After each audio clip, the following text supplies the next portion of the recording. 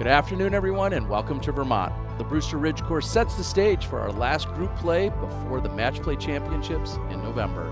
Winning you're in is the theme, so let's find out who wants it most right here on the Disc Golf Network.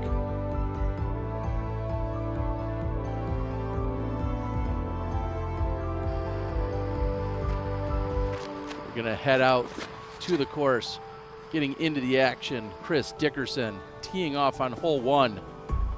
Chris Dickerson parking, hole one.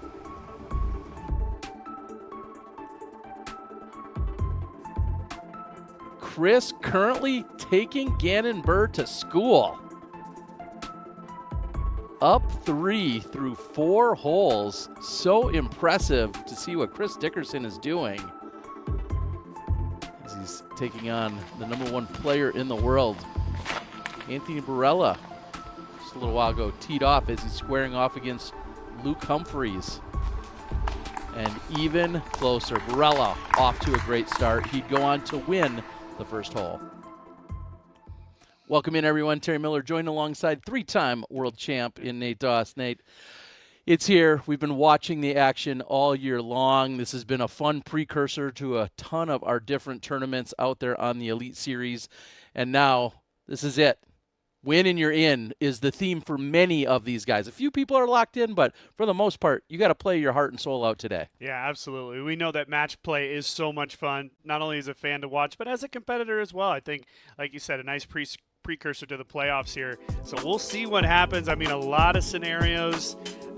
Even the best players in the world are not guaranteed to play in the championship. Well, here's our Group A scenarios. Now, stick with us. There's going to be a little bit of math involved at some point, but Gannon Burr advances to the finals with a win or a tie. Likely to advance even with a loss, though. So he's in pretty good position, and we're seeing Chris Dickerson advances to match play final with a win and a Barella loss. So he needs help in what he's doing out there. He's off to a great start, and we're seeing Barella, who advances to match play final with a win and a Dickerson loss, and then Luke Humphreys advances to the match play final. He's got some work to do as well. So, and he's going to need a lot of help as we're looking at the tables.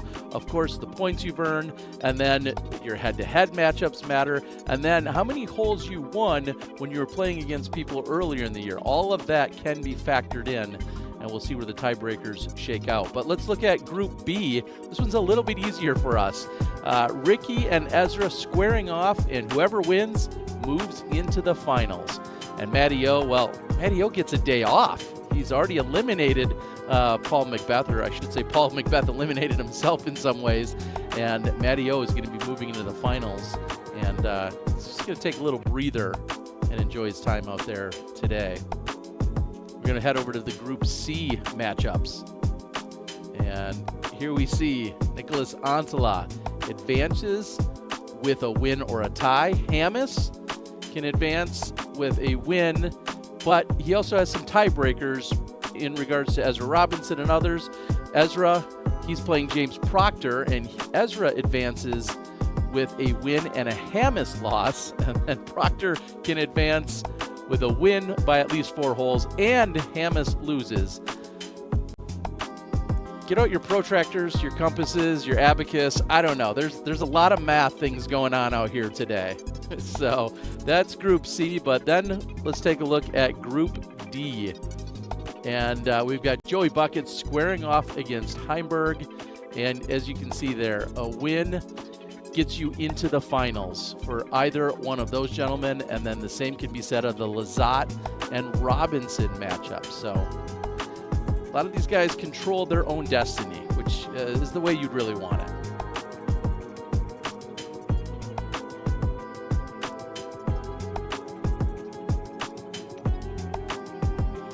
Of course, Match Play Championship will be concluding in November in Charlotte, as we're seeing Simon Lizotte get himself nice and warmed up, loosened up.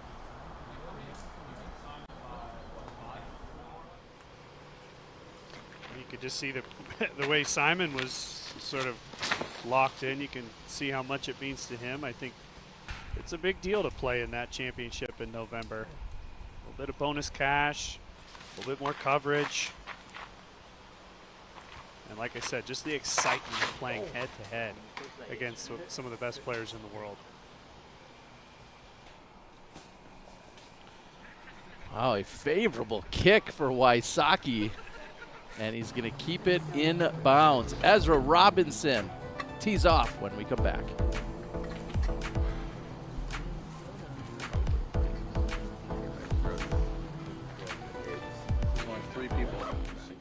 This bag is lighter. very sturdy, comfortable. It's beautiful. I'm in love with it.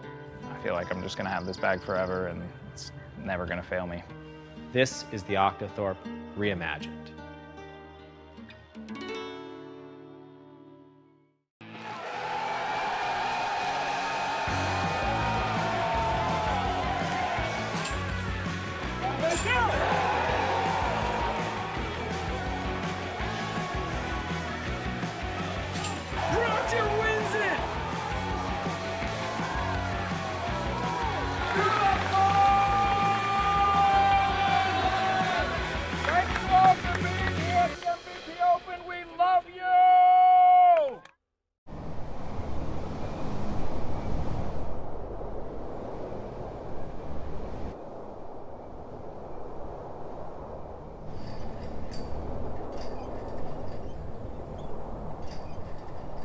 This season, Team Discraft is making a statement, and the message is loud and clear.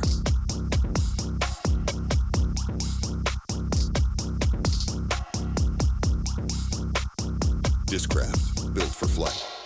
This bag is lighter. very sturdy, comfortable. It's beautiful. I'm in love with it.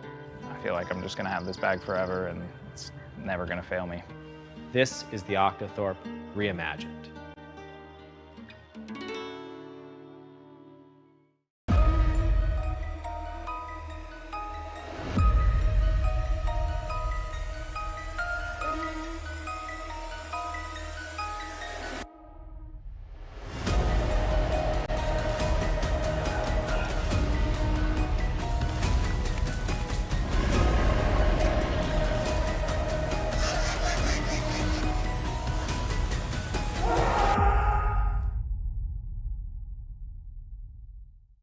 Hello, we're Kenna. We're a Dutch growing company. We love plants and we want to tell you some cool things about them.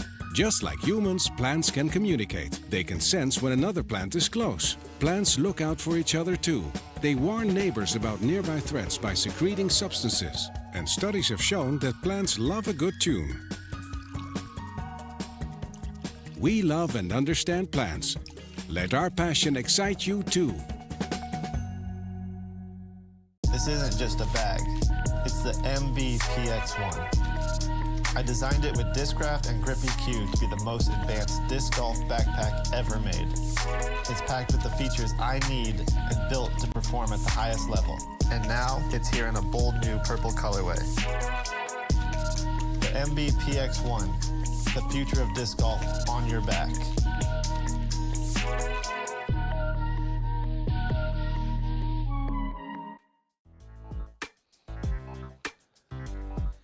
You can watch more live disc golf by locking in your yearly Disc Golf Network subscription, now at the lowest price of the year. You can scan the QR code and start out your yearly subscription and catch the rest of the season's action and most of next season. So get on board. We know you're watching on the YouTubes or somewhere else today, but you're going to want to lock in on the Disc Golf Network app, and looking forward to seeing you guys there.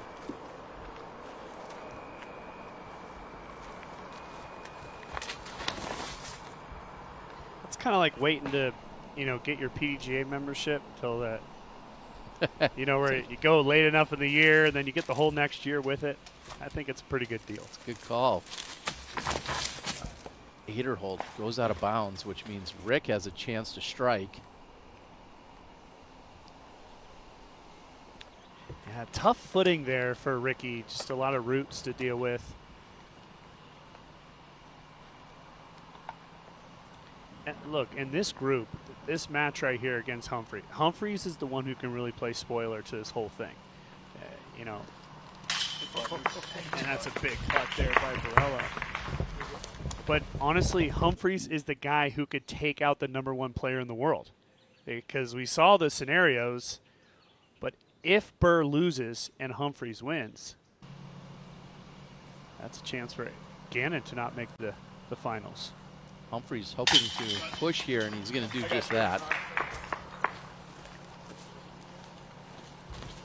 I mean, it's a big undertaking, obviously, for Luke, but not impossible. All right, welcome everybody. And then we just saw Ezra Aderhold pick up Disc as Golf Pro Tour Waisaki Match is Play going to Competition. win the hole. Sponsored by Pound Disc Golf Bags and hosted by our friends here at Smuggler's Notch Resort. This is the GMC group play. It's the final round of match play and will determine who moves on to the finals in Charlotte in November. It's 2 individual matches going on these cards, head to head. First on the tee, from Kuopio, Finland. Help me welcome Nicholas Antila.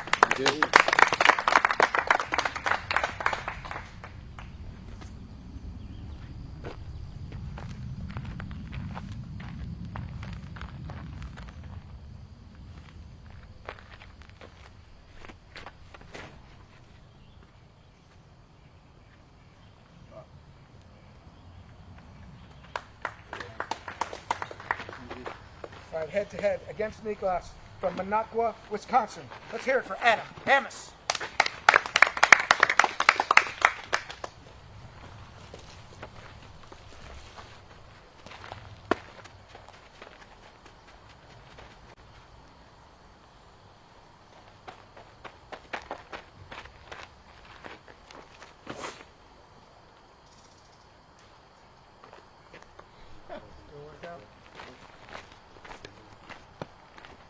All right, leading off our next head-to-head from Lawrenceville, Georgia. Let's make some noise for Ezra Robinson.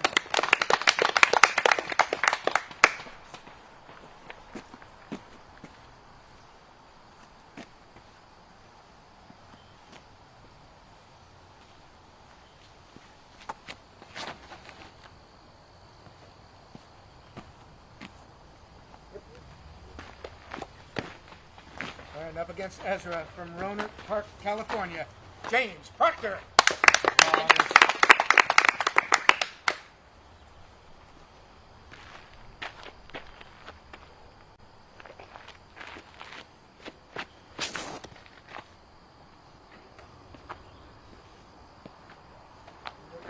Good luck on the course, gentlemen. Thank you.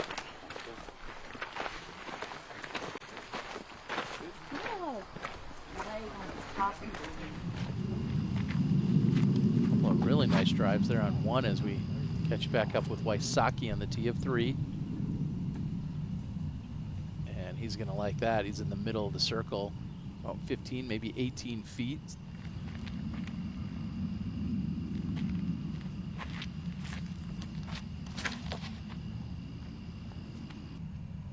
It's a tough match here for Aderhold. Again, going up against Ricky. Not only is Ricky one of the greatest players, but he has the best winning record here at Smuggler's Notch. Multiple time champion. Really knows how to play these courses.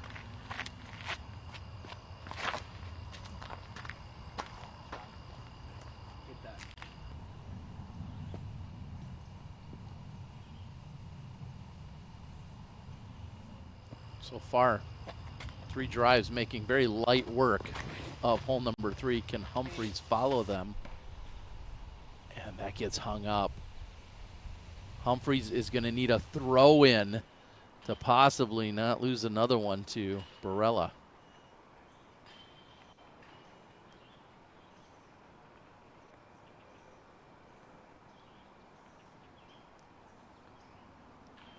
"34 feet for Hamas. Not a problem. Dead center.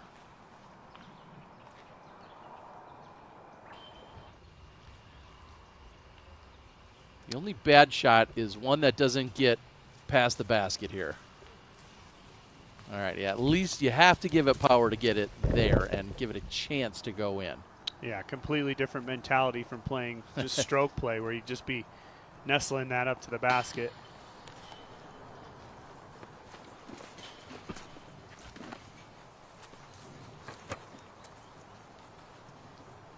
Robinson not able to convert on his birdie.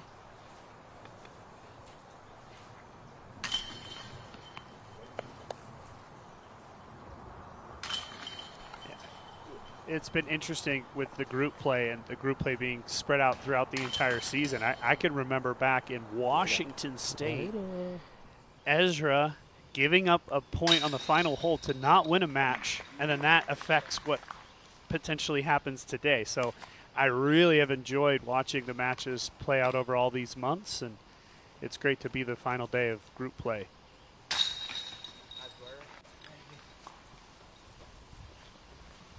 This isn't whose line is it anyway. All the points here do matter. Let's just play for 10,000 points, Terry.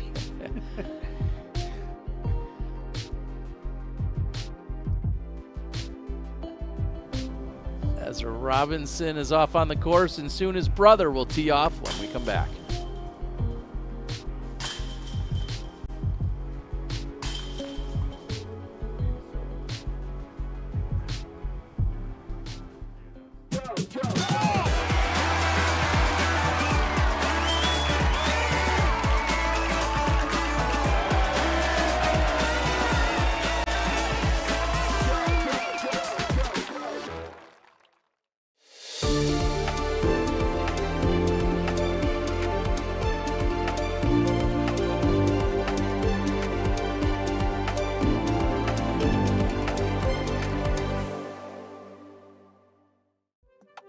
You play disc golf long enough, you can relate to this experience. You adjust your stance, you change your putter, you make all these little tweaks to improve your form. But at the end of the day, sometimes you just have to go back to fundamentals. That's exactly what we did with the Octothorpe. More stable, more refined, more features for the modern disc golfer. This is the Octothorpe reimagined.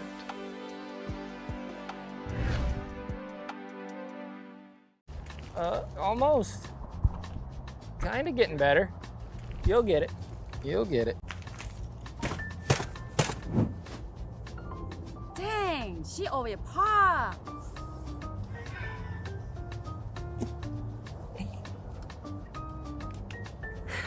Why does he get the special spot? Because.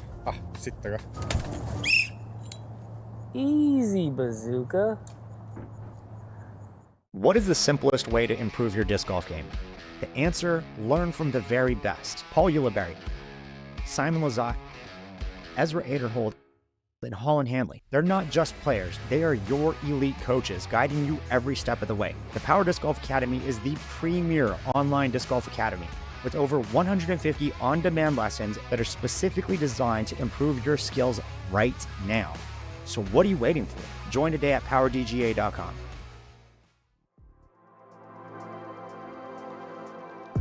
Of course, tomorrow you can catch live round 1 DGN coverage of Discraft's Green Mountain Championship on Jomez Pro. And the regular Jomez Pro post-produced coverage will also drop, as usual, on the YouTube channel the day after. But if you're scrolling through and your algorithms is leading you to the Jomez channel, check it out. Bad news is you still hear me. Now, Wysocki, TF4. It's an early release for Ricky and a left kick. Have to scramble here. Opportunity for Aderhold to put a little bit of pressure on Ricky.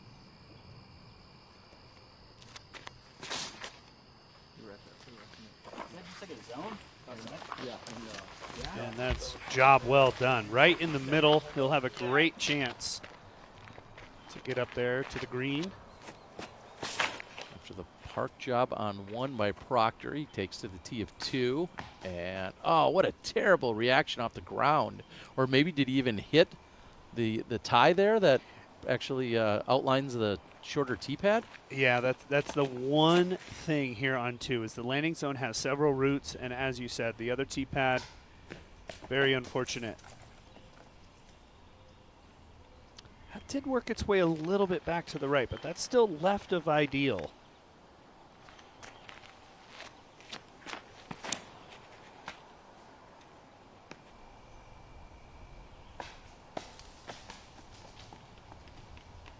That's very nice. Just past that tee pad. Really, that tee pad is a great landing spot. Anywhere in front of it on that same line, Gonna have a good look. This is high.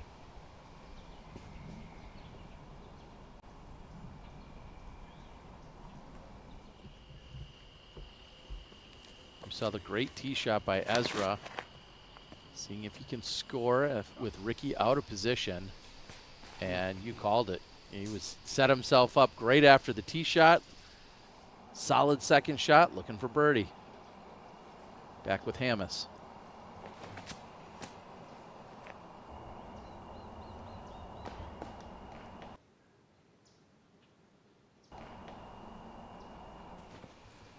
Some call him the magician. I don't know what that disc is doing out there. Proctor's going to lay up for position. Yeah, you can see being on that left side where Proctor was, over there, this corner of trees really blocks you out. Antila has this tree just to his right, which isn't going to allow him to throw the backhand, so he's going to have to go with a forehand. This is a tricky shot for Antila. It's hard to, from this standstill position, throwing across your body like this, having to put that left leg back.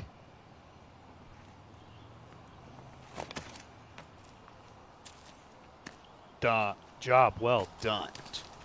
Wow. He made that look easy. Ezra throwing his second and getting that one to come out of it at the end of the flight. So he is looking in a really good position there. You don't see a lot of forehands by Ezra Robinson, so leaning into it when he needs it there. And Barella with his second is now in the bullseye. And with that, he would go on to birdie because Luke Humphreys was out of position. So Barella getting after it early. He is 3 up through 4 holes. And Gannon Buhr breathing a little bit of a sigh of relief there.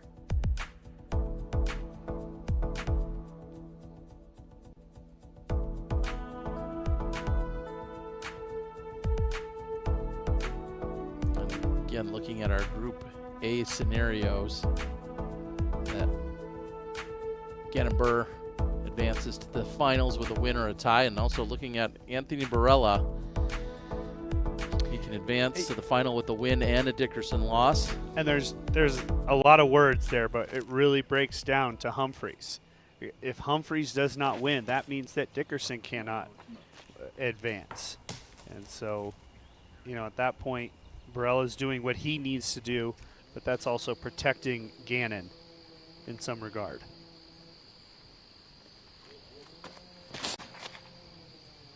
Probably the only time that Barella's going to want to do that for the rest of the season. Somehow protect Gannon from something. We've seen almost nothing but perfect shots so far out of Aderhold, including that drive right there on 5. Yep. He is parked. Pressure on Wysocki. Can he answer? Let's see the skip ace. Skip it in. Oh, and he gets a tree on the backstop. So I don't think we'll see any points exchange there. It's going to be an interesting match. Like I said, with all the wins that Ricky's had out here, he's got the advantage. But Aderhold can play well. He can get hot.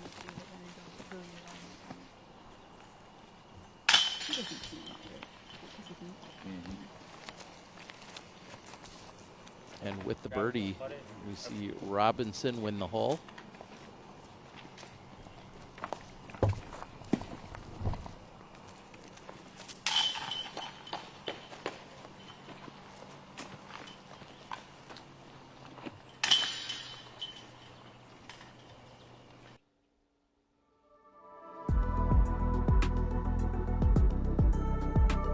Now Antila is up 1 through 2. Robinson and Proctor back to all square. Yeah, similar to Humphreys, this is where Proctor can kind of play spoiler as well, right? Because he's the guy who's at the bottom of this group, but he's not out of it. So it'll be very interesting to see how that plays out.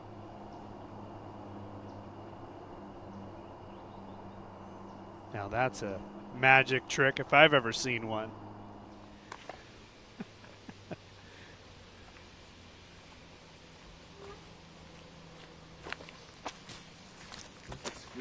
What was the squeak?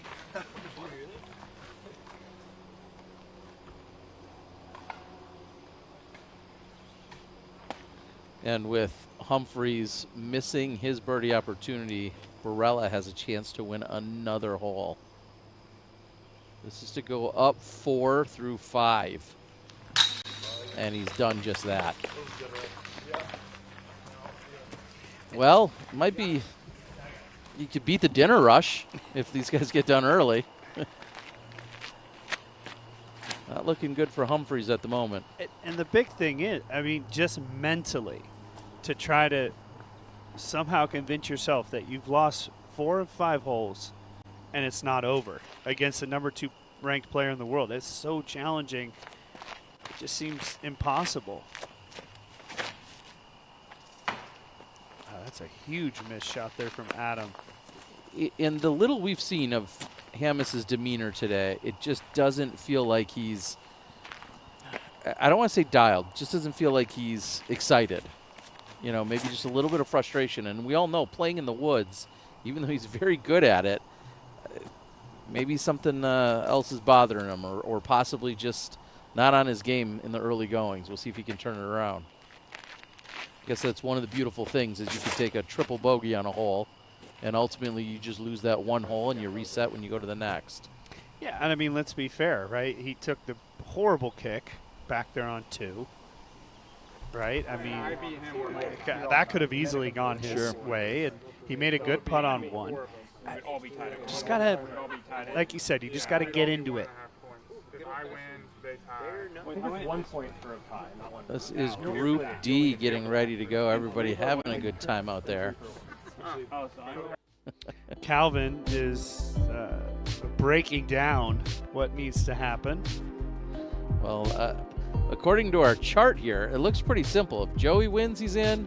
If Calvin wins, he's in. Or if Simon or Isaac, whoever wins is in, is pretty much what we're seeing here. And isn't that what you said? That's the ultimate goal. Win and you're in.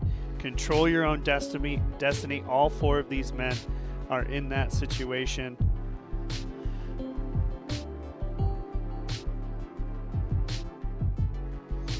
And so Calvin, and as we were just saying, if Calvin wins, he gets 3 points, and he's playing against Joey Bucket. So yes, they're tied in that sense at 4 points. However, he has the head-to-head, which is the match they're playing right now. So that's why we're seeing it in that scenario.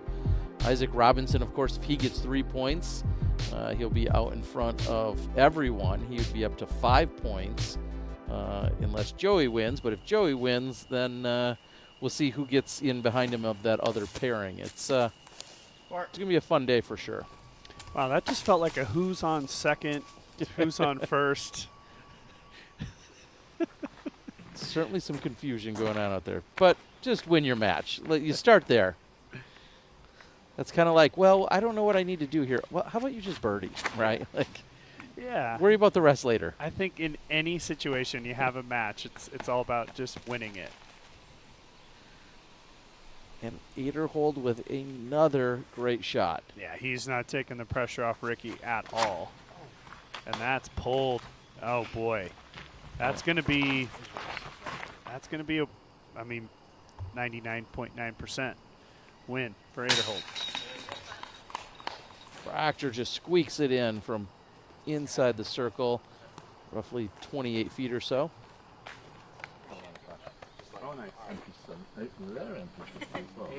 Hall of Famer Charlie Meade out there taking it in. I know he's visiting the States for a few weeks, maybe even a few months actually. So Charlie, a PDGA Board of Directors member for the PDGA. Yeah, I hope to see Charlie out at the Hall of Fame induction later this year at the USDGC.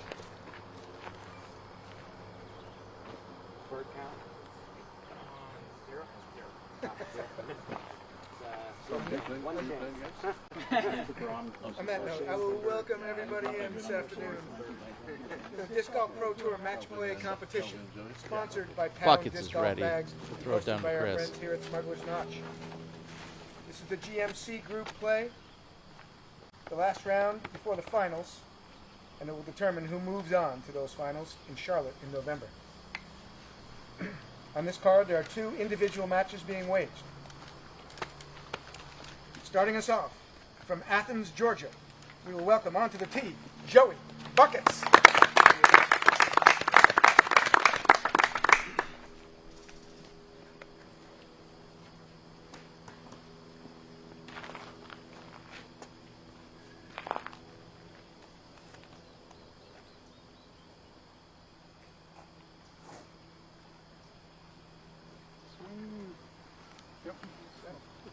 Shot. Head to head against Joey on this card from Safety Harbor, Florida. Let's make some noise for Calvin Heimberg.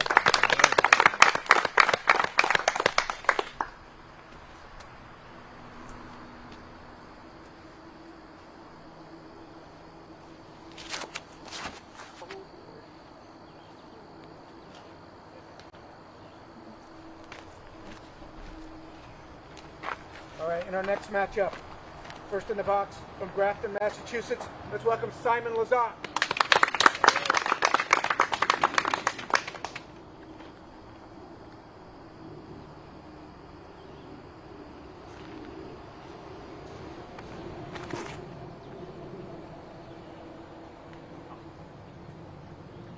What? All right, head to head against Simon. He's a 2-time world champion from Lawrenceville, Georgia, Isaac Robinson.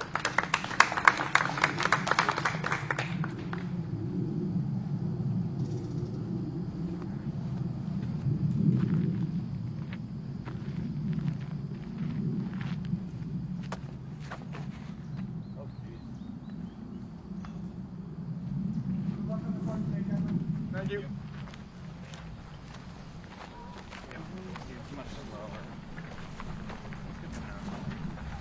Our final group now officially on the course.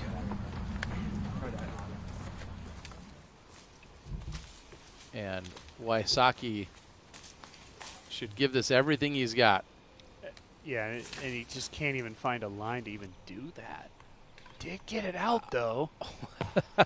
You would take that recovery shot any day of the week. It's not going to be enough right now, but that was incredible. Yeah, that was classic Ricky. I mean, just scrambling, making it happen.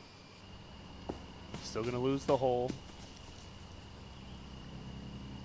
That got up there pretty good, but he's on the right side. That's going to make the angle a lot more challenging.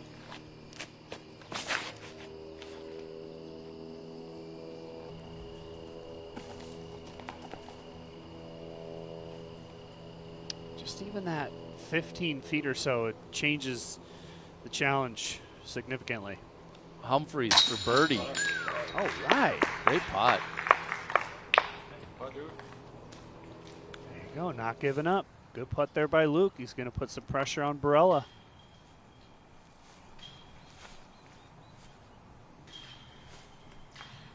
Rarely do we see someone this far to the right of the pin and this far back. Yeah, and then I see another disc just by Calvin's head up there.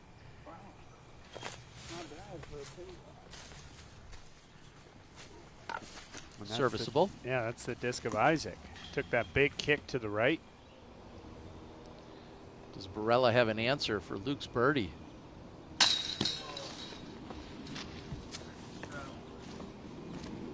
Wrong number.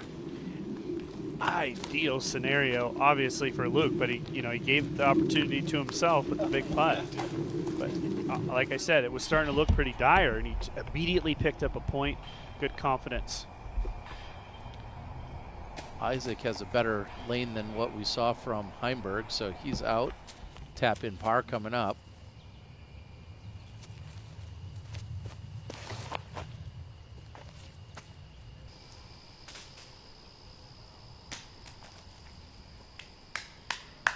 Filters right onto the green. Great shot. And a great example of the difference. They were only 15 feet from each other. And just a way more challenging angle here.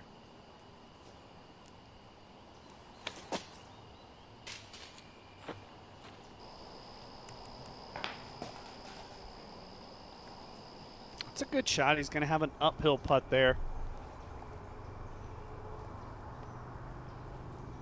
Chance for Simon to win the hole from about 50 feet. And doesn't draw any metal.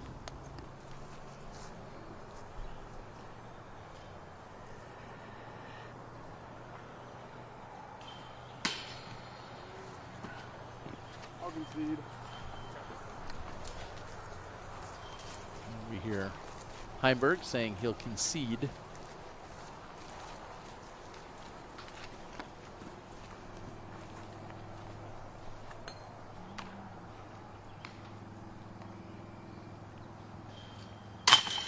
You know, this match play, group play, has had some really tough groups. You think about this group, these four guys, you know, all top players. You know, Buckets is the only guy without a big win. But the other groups are great too. I just think of Barella and Burr, both in Group A. This is why it's going to be such a big deal to make it to the championship.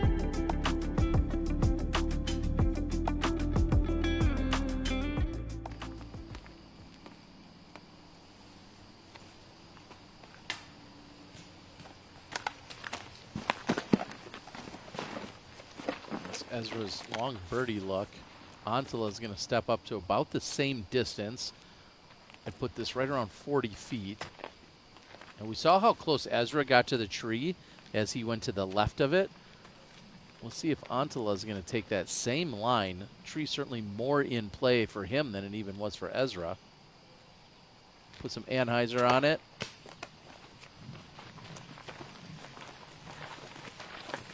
It's just a lot more uphill than it looks like on camera. It's actually a fairly steep slope right in front of those players.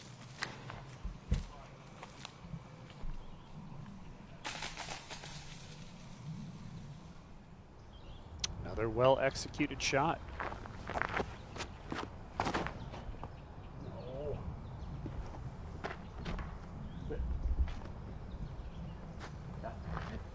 Pretty good result. Decent second kick there. Had he slid through those trees, there's an out-of-bounds line there, but also just a more challenging shot.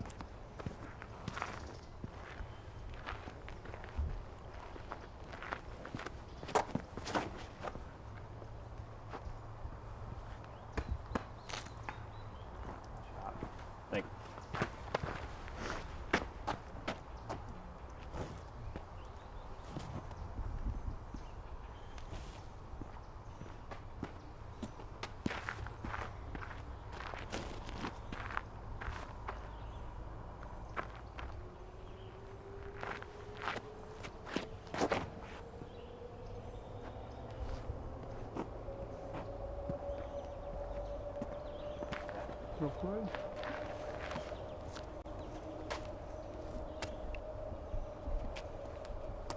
Not only throwing it straight, but throwing something with just the right amount of angle that it doesn't have any flare at the end. And in that case, for Buckets, it actually bounced up and kicked a little to the right in his favor. But just having it not flare is so crucial out here. And Heimberg out of bounds, a very rough start for him in the first two holes.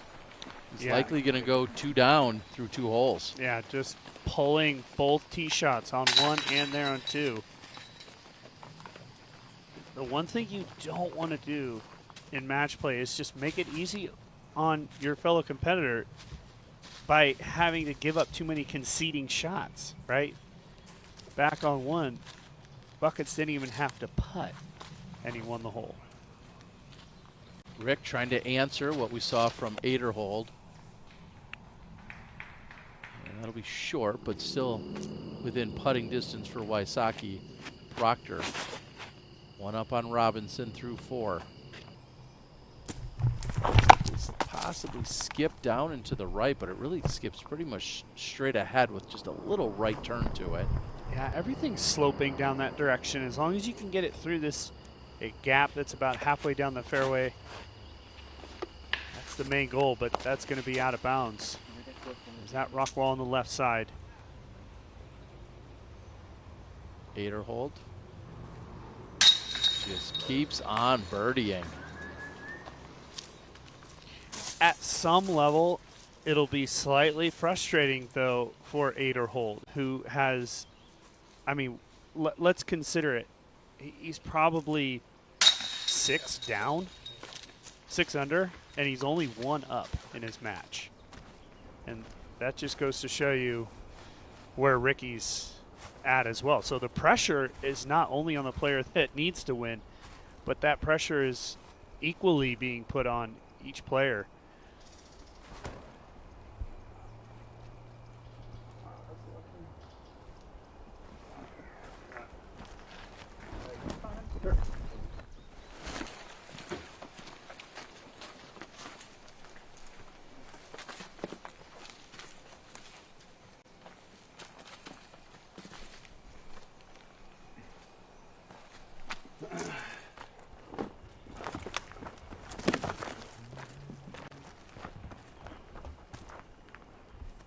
Lazat certainly thinking about that tree that is up into the right of him. Even if it is outside of arm's reach, it comes into your mind when you're thinking about your swing and your follow through.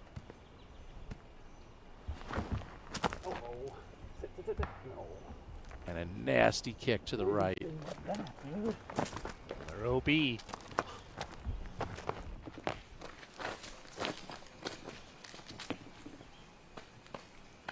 That was a big risk-reward play there for Simon, trying to get a little bit too aggressive.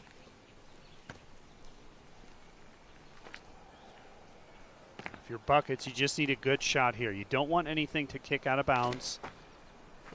Don't want to bring Calvin back into play.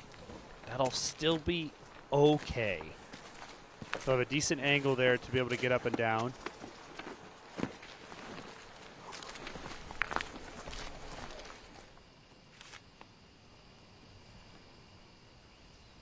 And already our second forehand throw that we've seen from Ezra Robinson. He did pretty good with the first one. That one not as effective. Over to his brother, Isaac.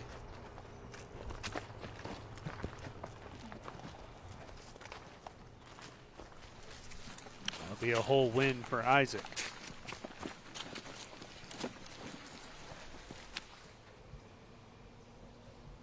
And Humphreys has already approached, and he's up there parked for birdie. Barella's going to need to make this to have the hole.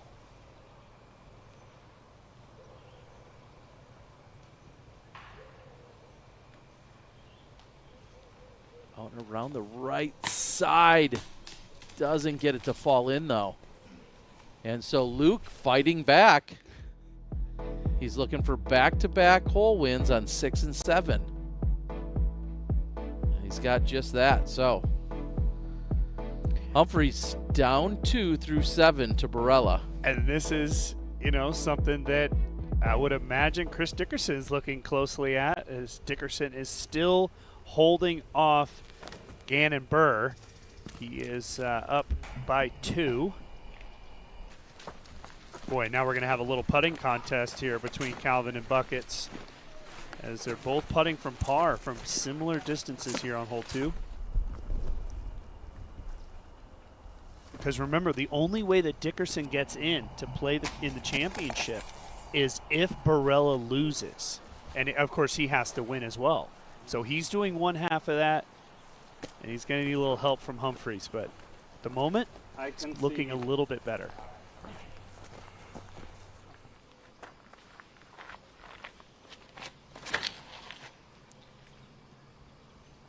Shot. And I did the math for you.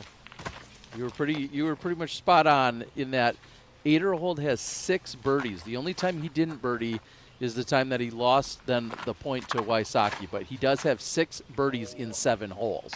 So and again, like I said, only up by 1 stroke. That is so maddening.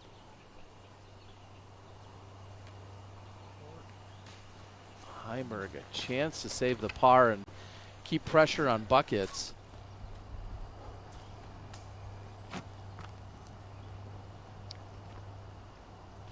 It's a really big putt for buckets because with Calvin going out of bounds off the tee shot, you really want to win that point.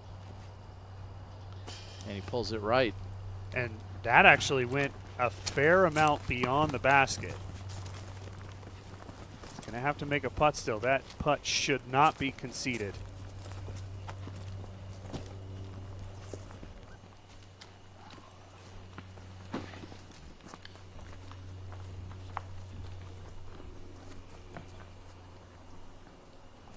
Side of bullseye, just the one tree to deal with, but enough to at least make you think for a moment.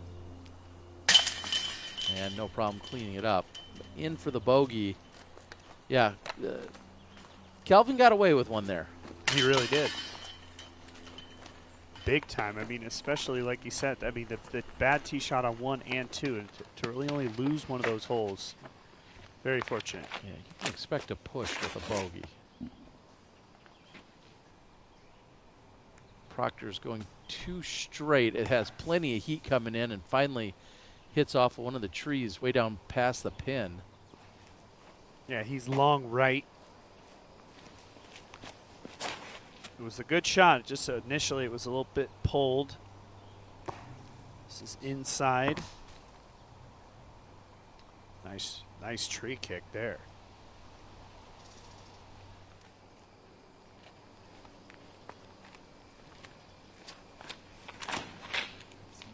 Antila's looking for a win or a tie in his match today. And the same tree is going to help Antila. What are the odds of that? Like, I mean, yeah. And that they're both helpful, unlike the tree there for Hamas.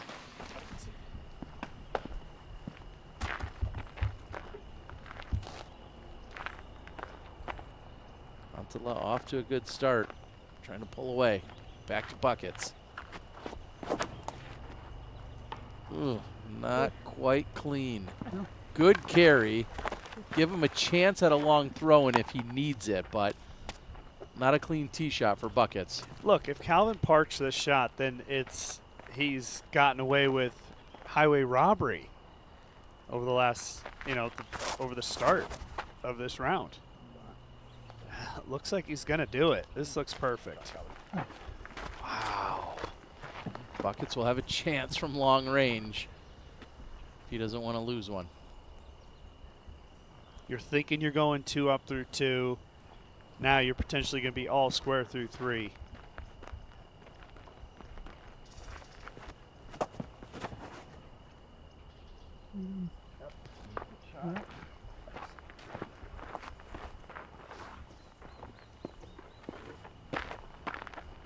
Similar to the experience that Ricky brings here, Isaac brings the same as he's won his world championship, one of his 2 world championships out here a couple of years ago. Bad effort there by Simon.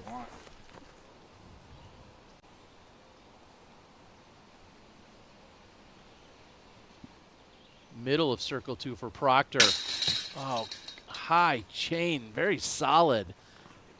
Just not enough to get it to drop in.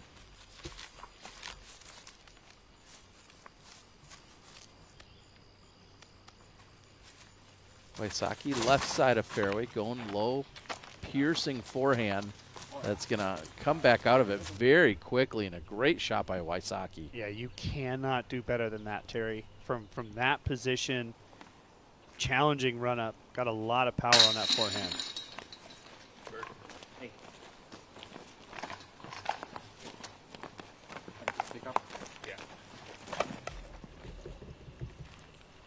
From one Ezra to another.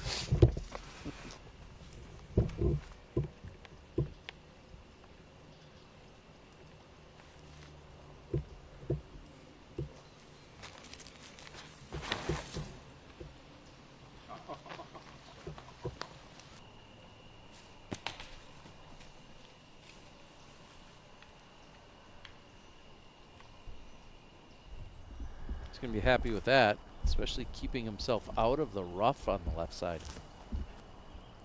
Simon gunning it, which is the shot he needed. Buckets has to be aggressive, and he at least gives it enough power, but it's offline.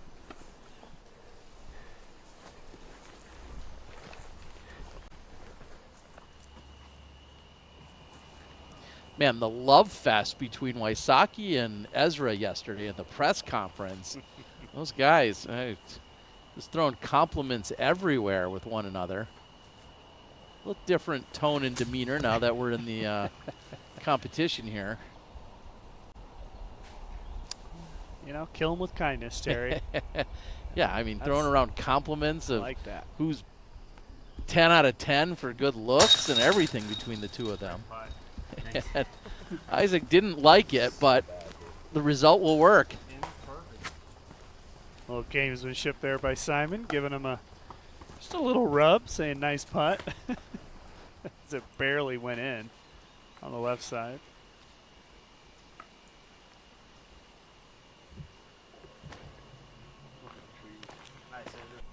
Another dialed-in forehand that almost rings it up. Wow. So close. Yeah, that was great. Rick's going to have to make something big putt to push.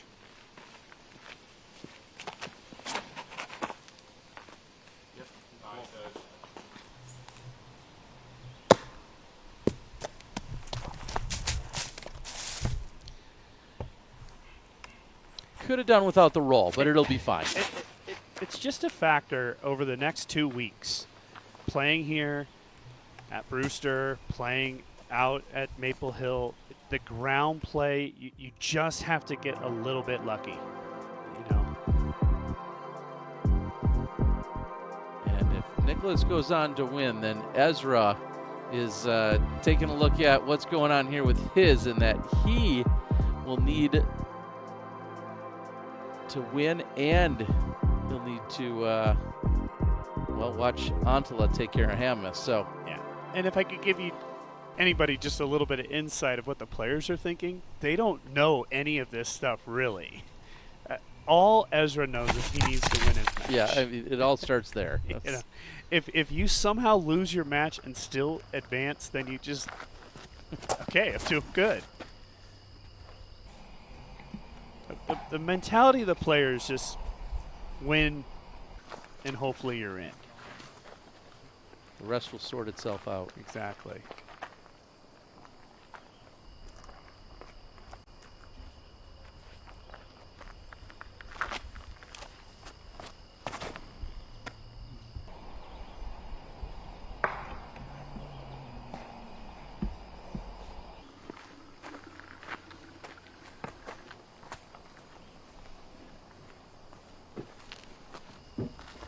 Similar to my last comment about the ground play, also just barely being off on these types of courses can mean disaster, just like we just saw from Simon and now with Calvin as well. A little fist bump from Simon. But Buckets has to take advantage. It's a little fortunate there on the inside. Go ahead. I think I should slow it down. I think Buckets is a little bit nervous, honestly. It's a big moment for a guy like him to potentially make the championship.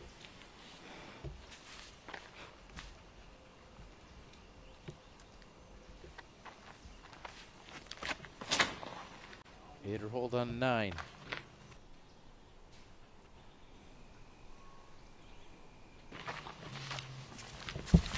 Was a little bit pulled, kind of pushed down to the right there.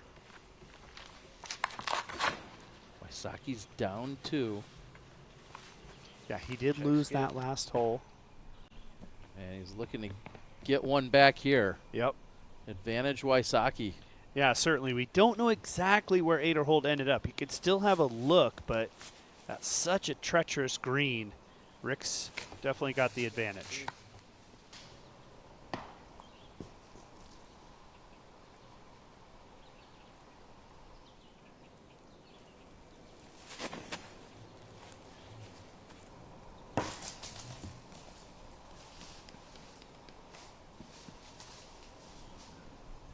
short range look for Proctor coming up.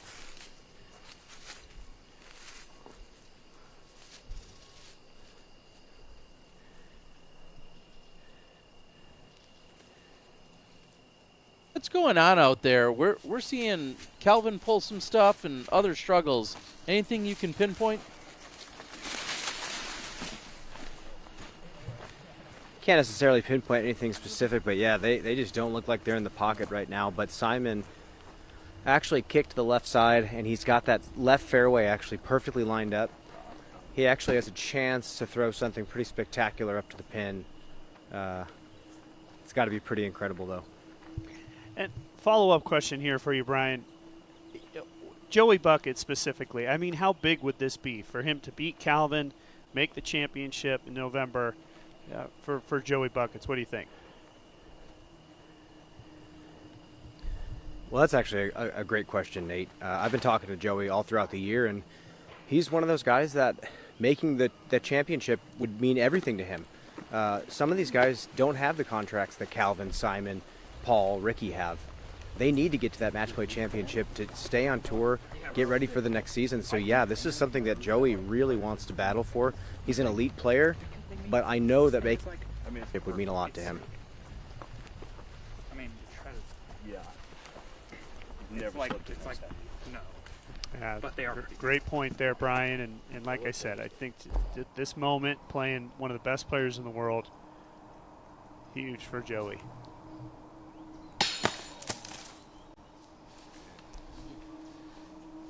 Ezra draws metal, but Proctor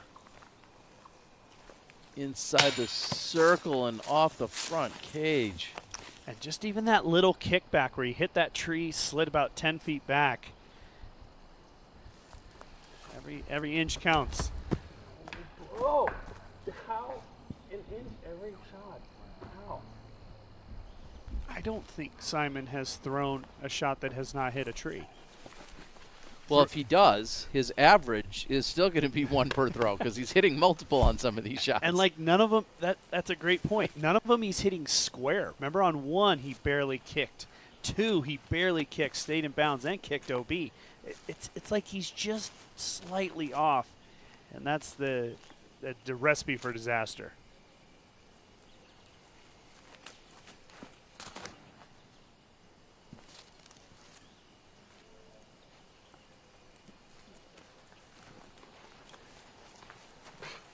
Going to ask for a better approach from Joey Buckets. Clearing the wall on the wood chips, right at the edge of bullseye. Incredible shot. And Aderhold was on the short left side, so that looks like a guaranteed hole win coming up for Wysocki. Robinson throwing his second.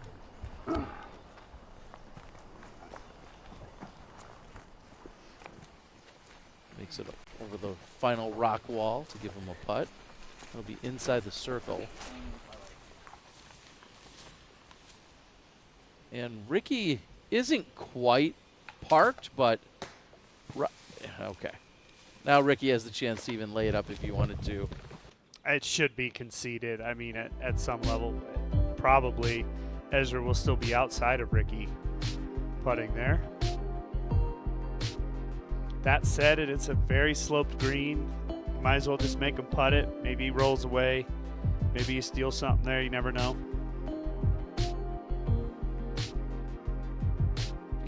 Interesting to watch Ricky lay up from inside the circle if he had to, but yeah, that would be the smartest play at that point.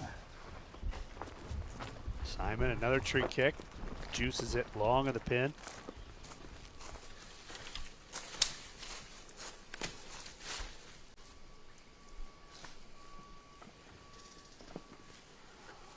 So this is just a must make.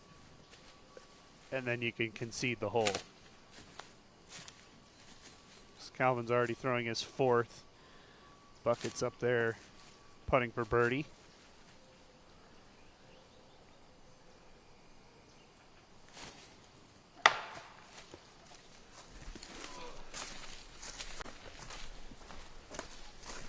Do these guys think you harvest maple syrup by hitting trees with frisbees?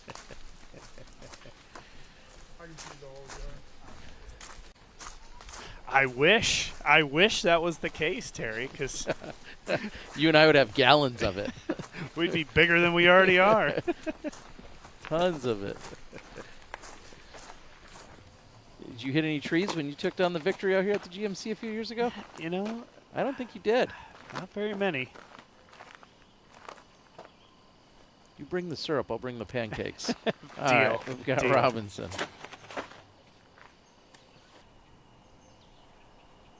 Oh, that was really well committed. Great shot there, right in the middle. This is such a challenging hole, playing uphill the entire way.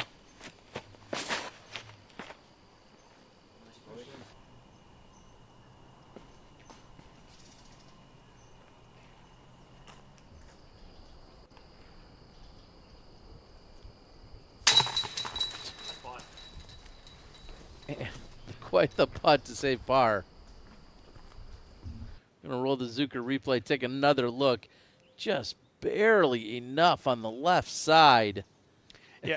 And then the backstop, the basket catches it. He could be a little aggressive with that putt because, again, he's playing against Isaac, who is putting for birdie here. He had to make it to put a little bit of pressure on. In a tournament setting, stroke play, he'd have to concern himself with the slope behind the pin. Doesn't matter because Isaac's in for birdie and he'll win the hole.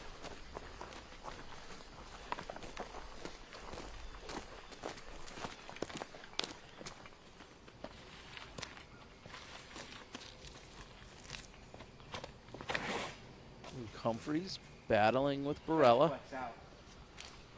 Waiting for that to flex back out. Something needs to slow down. And just a few feet past the pin. Great shot by Humphreys. Barella still 2 up on him. Right. We saw how Humphreys got those 2 back. In this scenario, Humphreys is really just trying to play spoiler to Barella, you know, because the only way Humphreys can make it is if Burr loses and Humphreys has a huge hole differential. And with only 9 holes to play, that seems unlikely.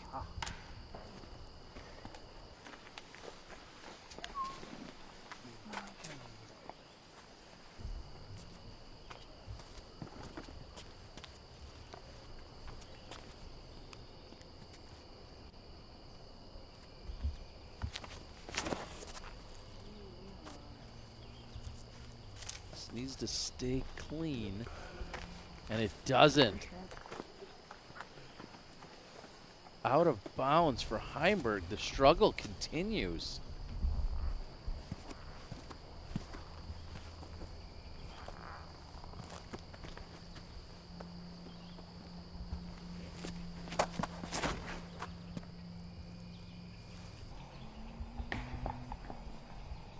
I mean, really, Joey Bucket should be looking to go 4 up on this hole, but because of a couple of his mistakes, he's only going to potentially be able to go up 2.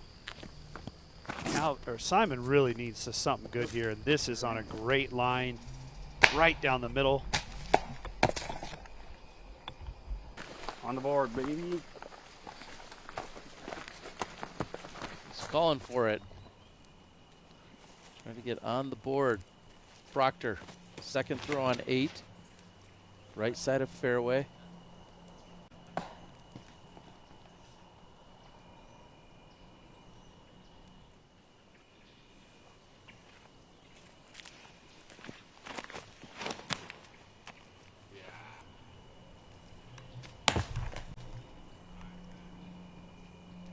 And Robinson, Ezra that is, will be pushing up the left side. Waisaki teeing on 10.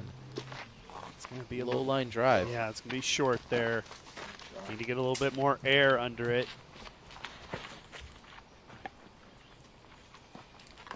This has been a good match so far. Both men playing well.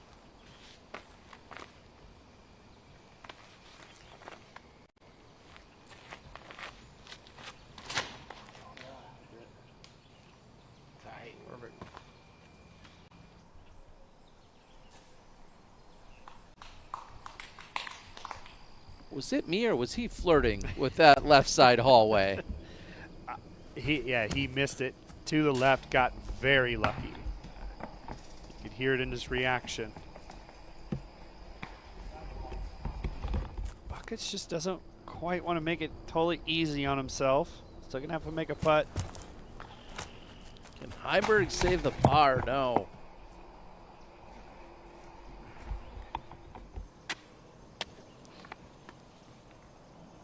Humphreys certainly within birdie range. Inside the circle, Barella, does he get aggressive? You think he has to go for this. And even from there, it's tough to do. So Barella possibly losing another one to Humphreys. That would only give him a one-hole advantage. Through 10 as Isaac and not able to convert. We're just not covering it, but Dickerson and Burr have made it to the 15th hole, and Chris is still holding off Gannon by 1. Through 6 holes, Dickerson was up 4. Since then, Burr has pulled back 3. Buckets to win the hole.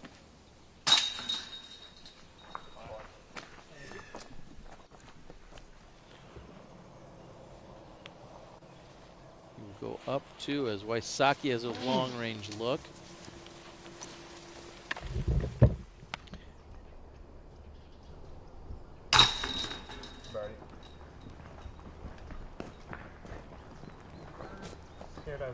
Simon just said on the board. Handle it barely.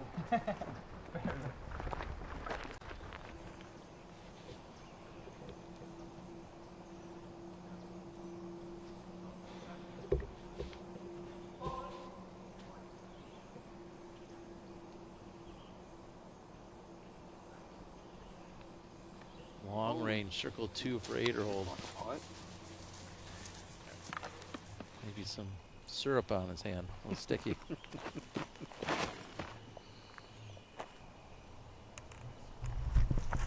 Wow, good power and great backstop. He had juiced that thing. That thing was going to be 50 feet long.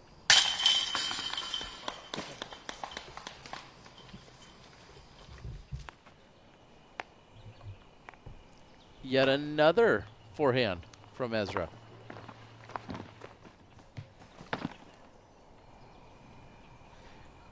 And don't get it twisted. I know he can throw them and does throw them, but we don't usually see that many. And Humphreys squanders the opportunity.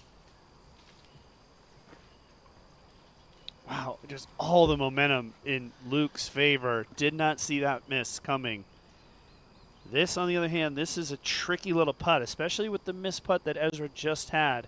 Let's see if it carries over. He gets it.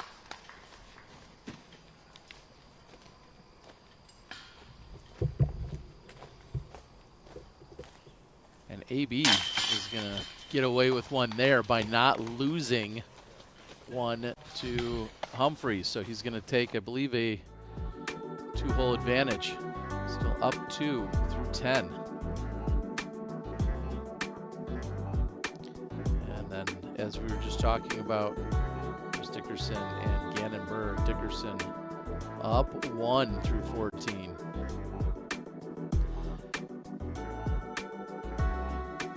And if it finishes as it's showing you on screen right now, both Barella and Burr would move on to the finals. That being said, I mean, Dickerson is in a decent situation, especially winning that 15th hole. He just has to hold off Burr and then wait to see what happens. Against Barella, he doesn't need point differential. Dickerson simply has to have Humphreys win outright. You right? Maybe? And he'll be in. Yeah.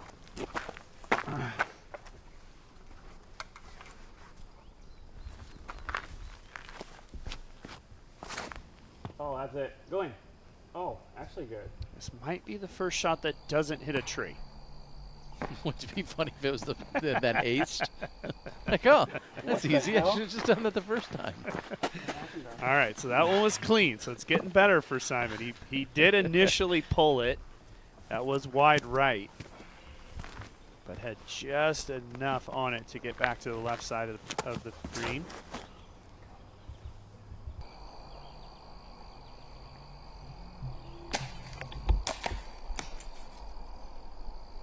Thumbs up. Good shot. No worries there.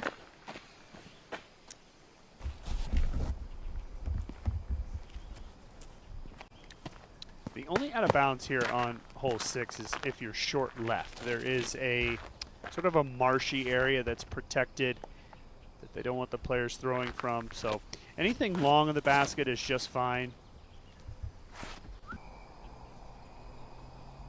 This looks fantastic. Look at how that thing just stood up and glided. Ideal shot there for buckets.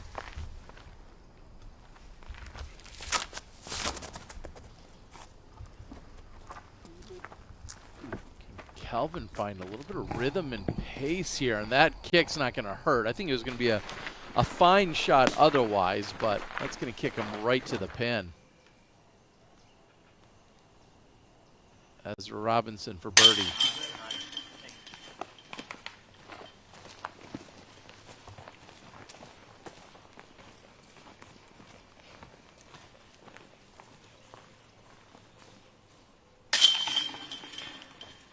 That's one heck of a hole by those two guys going against each other to both pick up birdies. Impressive.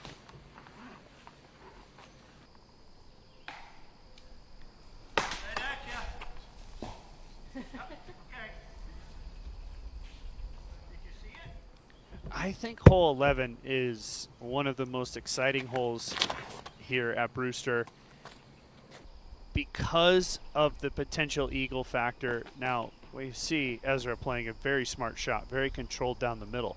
But the backhand, we've seen players get all the way to the pin if they throw it just right. It's always exciting to watch hole 11 be played.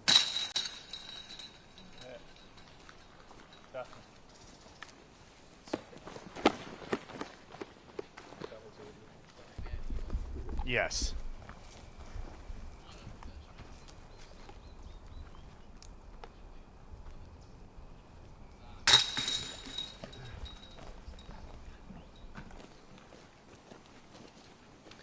Right, Terry, if it wasn't filmed, did it not happen? Is that how it goes?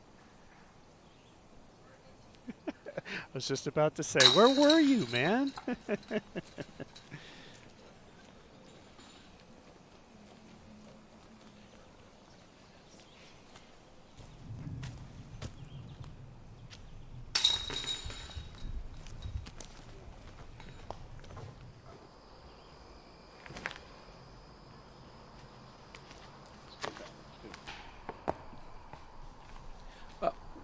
Seeing Ezra Aderhold throw the forehand tee shot, does that tell you he's not concerned at all about an eagle? That's just the play for birdie? 100%. Yeah, and really even at the end of the day, the big backhand, you know, we've seen, what, one eagle and 1,000 tries. I think the forehand is just a really smart play. It keeps you right in the middle. You don't have to worry about these big kicks. On the other hand, Ricky's just trying to get it down there as far as he can, try to make the second shot easier, and that's good play there by Ricky.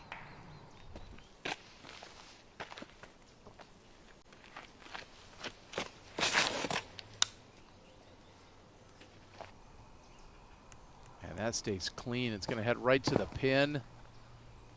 Final tree, but likely won't matter. There should be a birdie coming up for James Proctor. Buckets teeing on 7.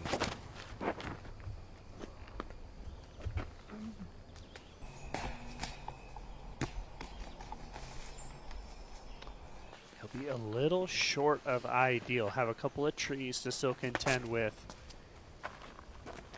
You want to try to push it all the way into this corner on 7.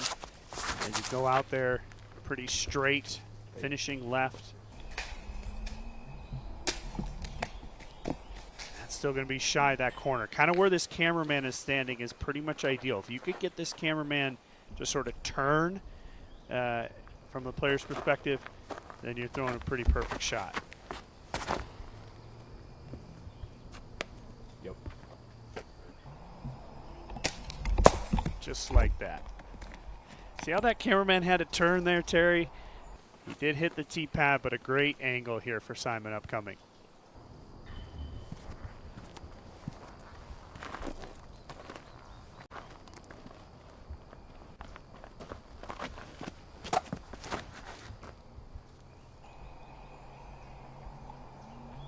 Can this keep pushing? Oh, good skip. And that's going to be closest to the pin.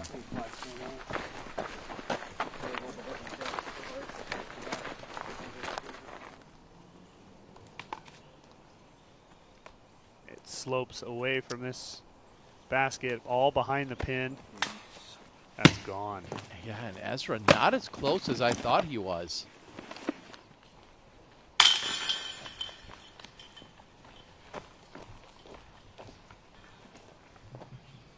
Proctor's in for the birdie.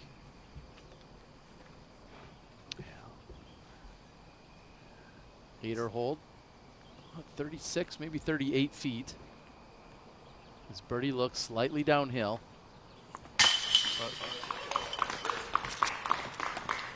That's pro birdie right there. Two very well controlled shots. Nice solid putt.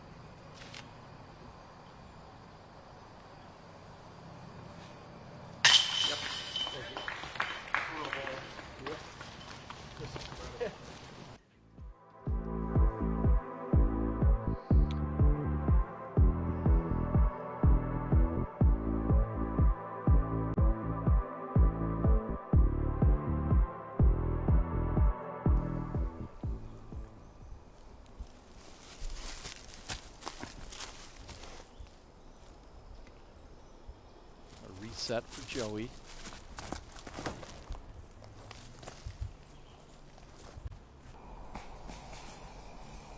And it looks to have paid off. He's inside the circle for a birdie look. Brian, I know we're zipping all around the course watching action on all these different cards. Does the pace feel relatively fast out there, or what are you thinking? It's super fast. These guys are just stepping up and throwing, just playing a course that they've played so many times that's relatively unchanged. I think they already have their minds made up of what they're going to do, and yeah, I don't know. I think they're ready to enjoy the rest of their day out here too in Vermont. It feels like this is the one event where everybody has extracurricular activities rather than just sitting in the Airbnb for the week.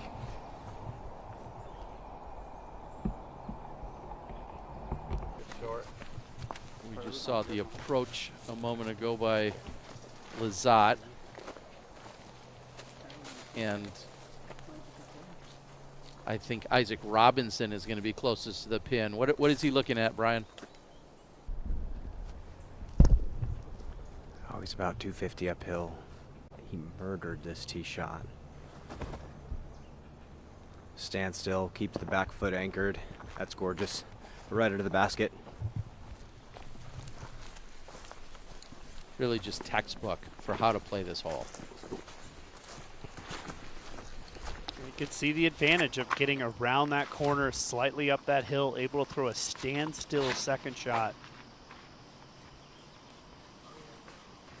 Rick's got this one on a good line. Ground play is going to be favorable there for Ricky. Not too much speed beyond the pin. Yeah, you saw him kind of trying to get it to slow down to put on the brakes, and it comes still inside the circle, just deep of the basket, putting slightly uphill. Not a bad spot to be. Yeah, this is a 430-foot par 3. Plays downhill the entire way. They're throwing no more than mid-ranges. In fact, you'll see some of the players throwing putters. And this matchup, a win and in scenario, just meaning Ricky versus Ezra.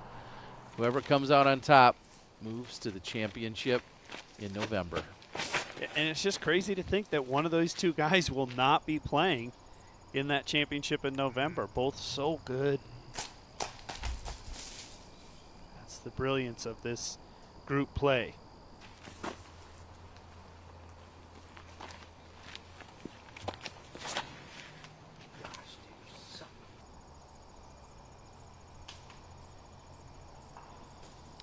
I feel a little bit like the pressure's getting to Ezra as well. Proctor playing, well. He's up 2 through 9 holes.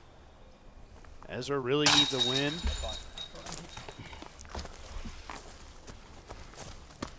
With Antala doing what he needs to do, beating Hamas, that's the golden opportunity for Ezra to just win and he's in. And that, I think, is where that pressure stems from. Thank you.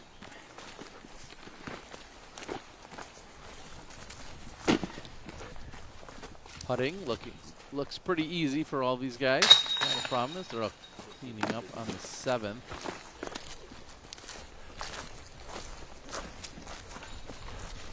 Yeah, a couple of star frames back to back. This group's starting to get their feet under them.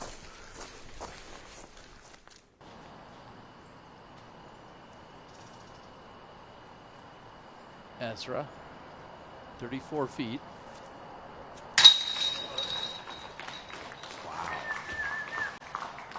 I love that. That's a big statement there. Nothing's going to be easy for Ricky.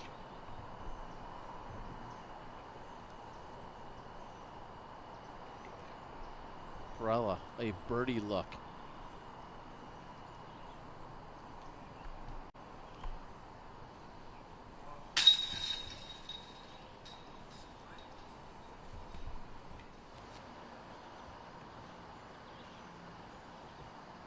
Waisaki now has to answer, and he does just that.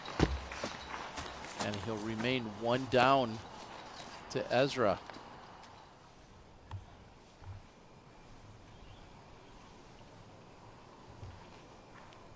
So that was Luke just tapping in for his par. Push that hole with 3s.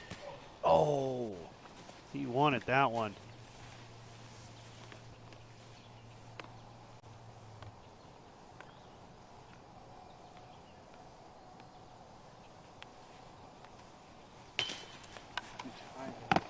The miss has been low for Ezra Robinson today. That's the 2nd or 3rd time we've seen him off either the front cage or now the pole, and he's even putting downhill. And I know there's some ceiling to deal with that shot. I understand that, but he has been missing low today.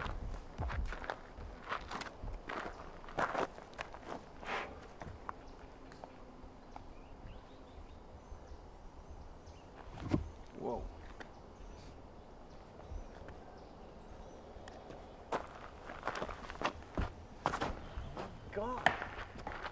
Thank you. And a good second kick again for Simon. That initial kick, that thing was gone. Takes a second kick, keeps him in the fairway. Now, of course, he's way back, but still better than the alternative.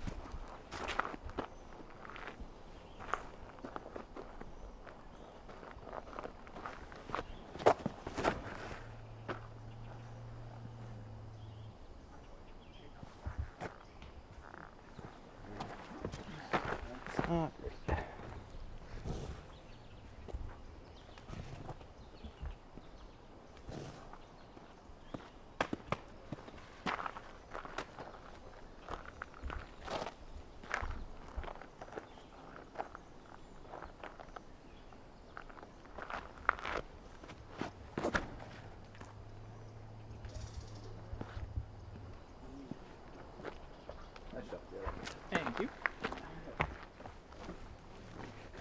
Bucket should be happy with that effort.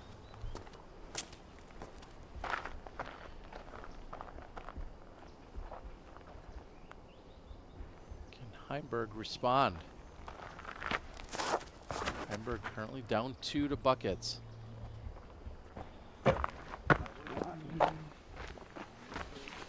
Patented low power from Calvin.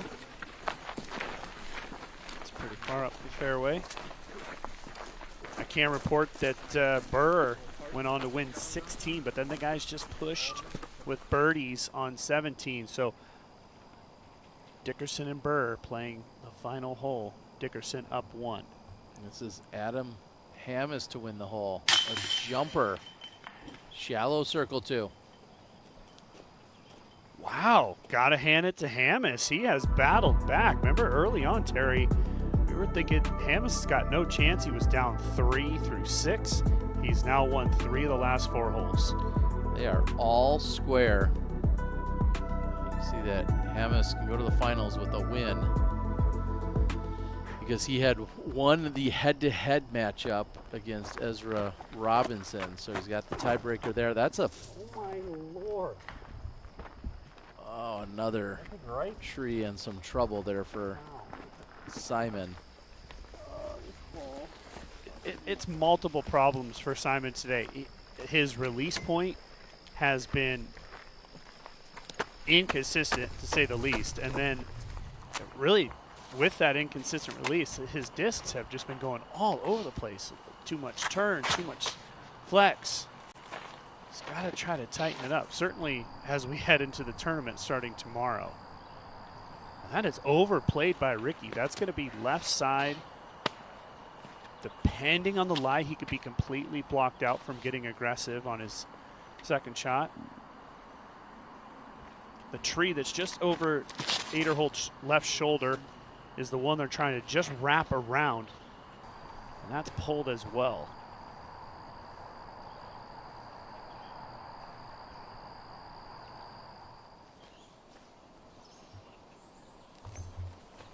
Momentum is now rolling in Hamas's favor.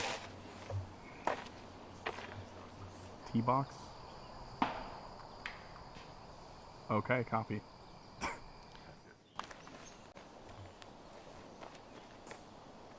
Good distance before it finally connected with a tree.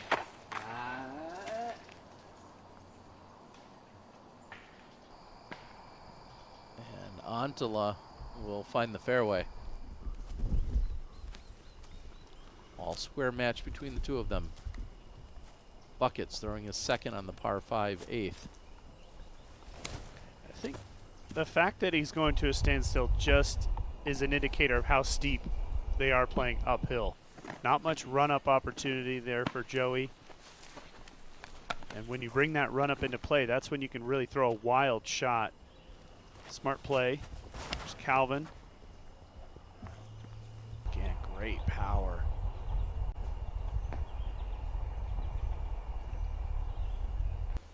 While Calvin did do a little run up there, he really set that lower body and great power. Wow! That's what we were just talking about. Dickerson gives up the point on 18. Burr scratches out an all square, and that effectively does it, right, for Dickerson.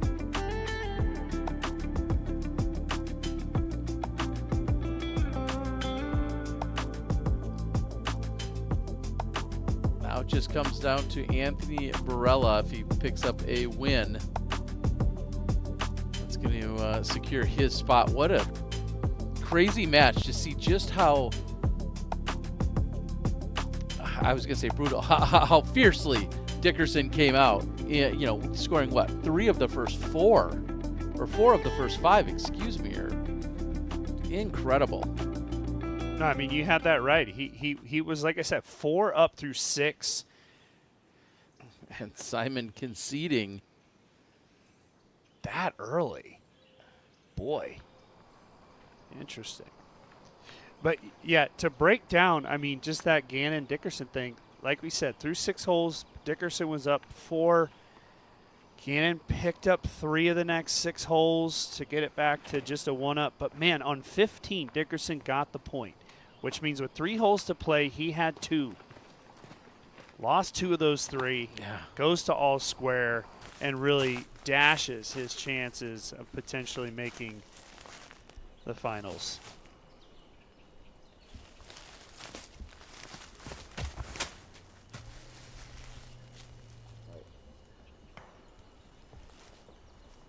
Boy, I didn't think that Bucket's second shot went that deep into the woods.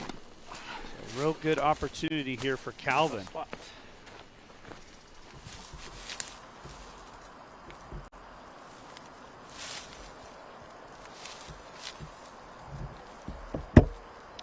See the angle here from Ricky being on the left side. Be left again. And very obstructed. That's circle 2 somewhere out in that neighborhood, but there's a lot of trees between him and the basket. Likely won't have a clean look, and Hamas throwing his second. This is over in the range of where Ricky was after his tee shot, and that's a nice scramble for Hamas. Chance to make birdie still.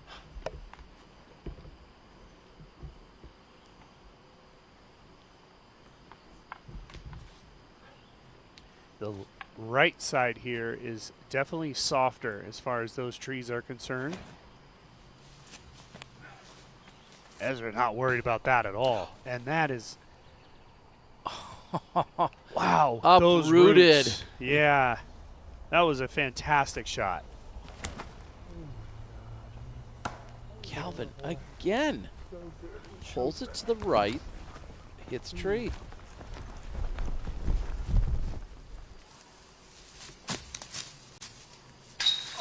And Wysocki buries one. Wow. Look at what is he throwing through? Where was that line? Like, I wasn't exaggerating. There are a lot of trees between him and the basket, and somehow he just slams one home. Look, Terry, you and I have known Ricky since he was a junior, and he's been doing that for a very long time. Just another highlight reel putt for Ricky. Now Aderhold has to make this. It's not a problem. We've seen him be flawless pretty much with the putter today, but similar situation to what we can only imagine happened over there with Dickerson and Burr. When you're going up against the best, and don't get me wrong, Dickerson is one of the best, but he's going up against the #1 player in the world. You have to put those guys away. You cannot give them an opening at all. And that's going to be similar here for Aderhold. He has to put Ricky away. If he gets an opportunity in the next 1 or 2 holes to take a point or two, you have to take advantage. This is the first time we're seeing the brand new 14th, and a very good kick. Late, kicks him forward, inside the circle, pressure back on Ricky.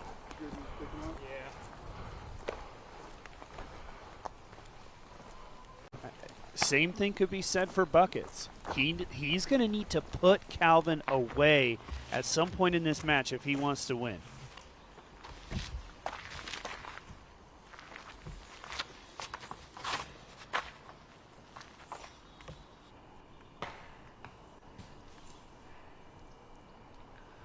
well, can Ricky make a putt just like he did on the previous hole? This one has a lot more airspace than the last one did, but it's going to be long range again. Yeah, double the distance and probably even more uphill.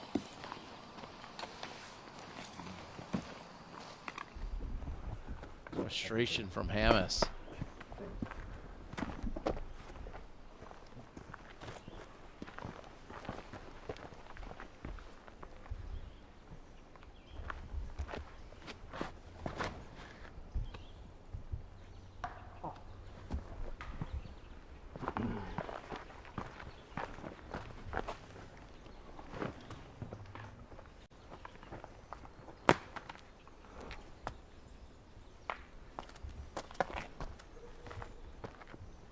Downhill from here on 9. You want to try to play it just shy into the hillside and let the speed of the hill take the disc to the pin. This is left.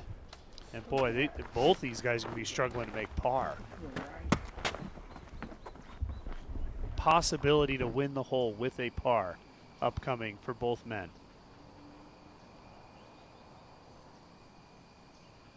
Antala has a chance to win the hole, and he doesn't convert. I don't even think I'd give him that putt. I mean, that, went a good 15 feet long.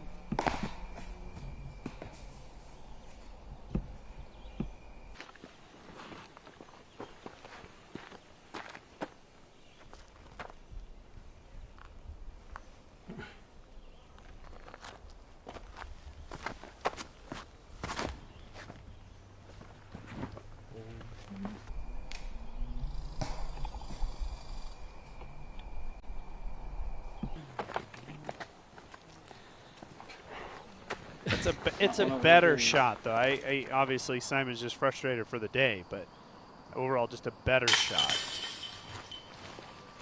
Yeah, that was certainly more than 15 even, so enough to make sure that he has to putt it out. Yep, absolutely. And they are all square through 11. And now Proctor out in front of Robinson. Ezra, that is. Yeah, Ezra really needs to make a move in these next few holes.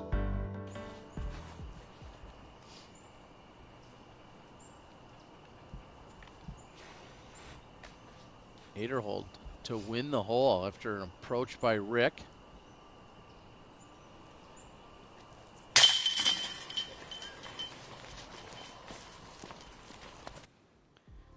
Nice work by Aderhold. Now he's going to be up 2 through 14. Right, because now we're getting into that spot where he can go dormy, or he can just take this thing outright with a point in one of the next few holes. He could be ending Ricky's run at the match play. That being said, seems a long way off still.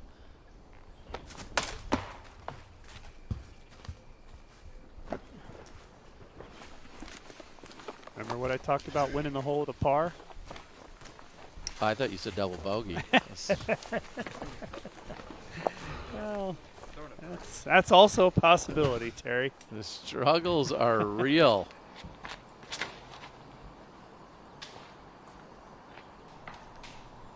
Uh-oh, that kicked left and barely stays in bounds. Oh my goodness. Hits the rock, kicks back, and stays in bounds. Door open for Ricky, though. Yeah, looking for some momentum, and that's not going to do it. I think that stayed short. That's going to be OB. Ricky could potentially be down 3 with 3 to play. Yeah. If that was out of bounds, that's more than likely going to be the outcome. Yeah, and that term dormy that we've talked about, that means that the worst that Ezra can do is push the match. As long as he pushes one of the final 3 holes, assuming against a dormy, that would be it.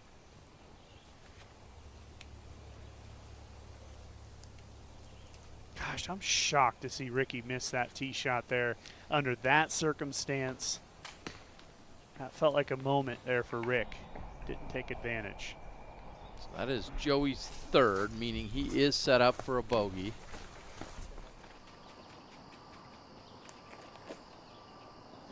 The all-square matchup with Hamas and Antala. Tee of 12. Low line drive, nice and straight, almost too straight. Yeah, way too straight.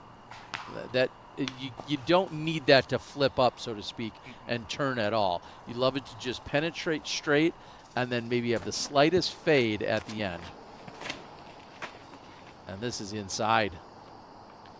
Left side, does it filter through? We don't even see it come down. Yeah, that was short left. Similar to hole 6 over there on 12. Just you want to just put it on an angle and let that hill just take it all the way down to the pin.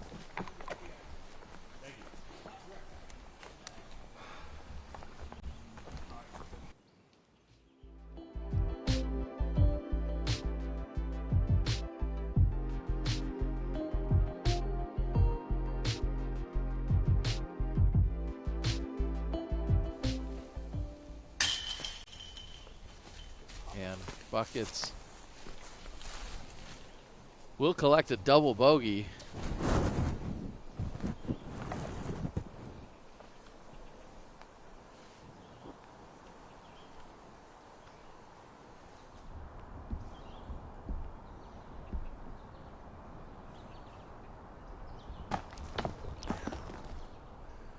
Oh boy. I did not, because the angle we had, I didn't see where Simons went. But all uphill putt there. See Simon looking. Seems like Isaac's still going to be out. A little bit of a putting contest upcoming here between these two guys. Brian, were you as shocked as us to see Isaac not draw any medal? And what's this uphill putt look like?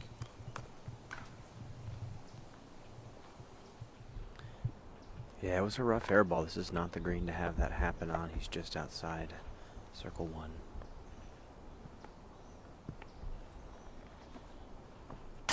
And that's what he does.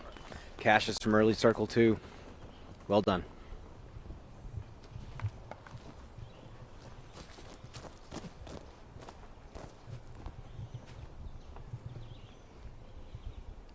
And Simon just inside the circle. Splashes out on that left side, unfortunately. It's kind of a fortunate shot off the tee. Couldn't capitalize on either. Unfortunate.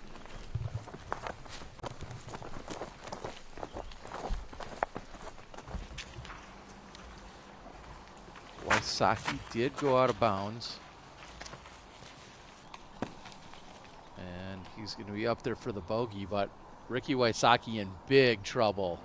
Yeah, it's not an absolute guarantee that Ezra's going to get up and down, but pretty good chance to, like we said before, go to Dormy against Ricky Wysocki and have a chance to play in November. So close. Hammes not able to win the hole with the birdie. Gosh, that was halfway down on that left side. I mean, it wasn't dead center, but man, could have stayed.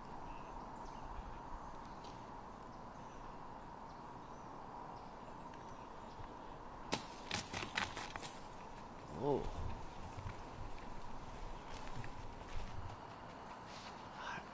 Kind of played that a little straighter than I thought he would. I thought he'd put a little more air under it, try to bend it towards the pin.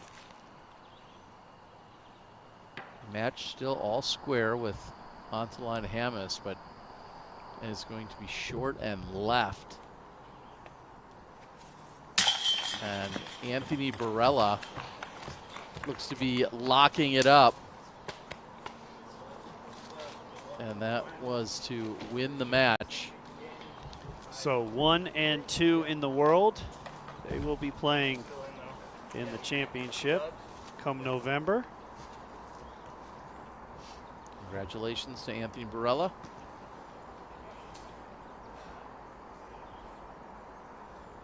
This is a pressure-packed putt. You do not want to push the hole with Ricky going out of bounds. And Ezra knows the situation. Very nice. Rock solid. Yep. Standing on business over there, in fact. No doubt.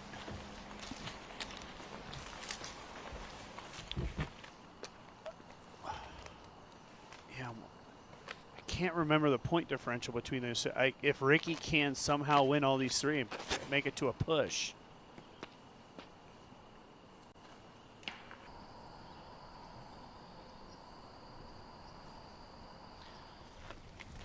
So Antala and Hammes, they're both having their struggles off the tee. Isaac takes to the tee of 10. Should be about that circle's edge, short.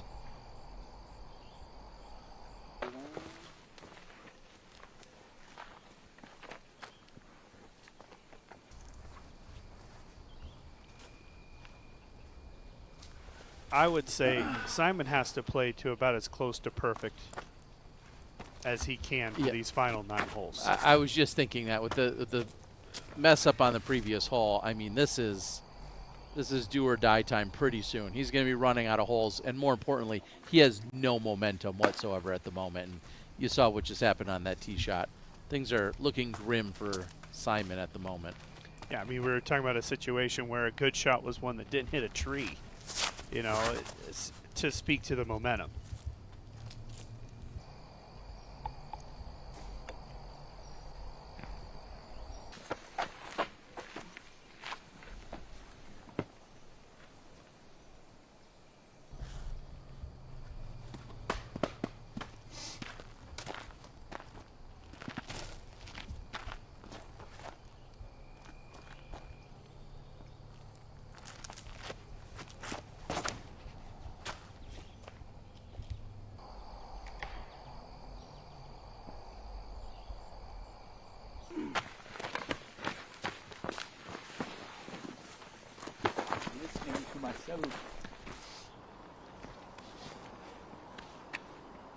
Say there was one decent drive of that group. Ezra.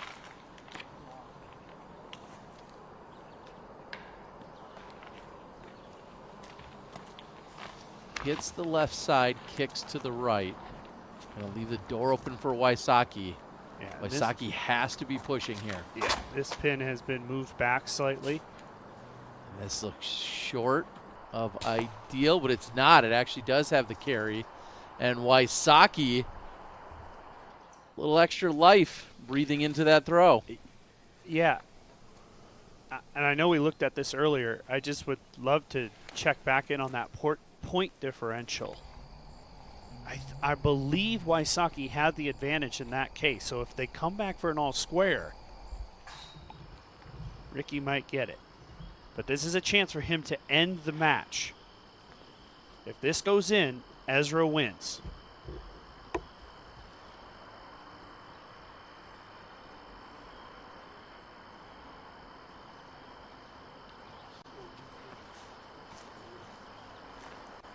Still hope for Wysocki. Ezra not able to convert.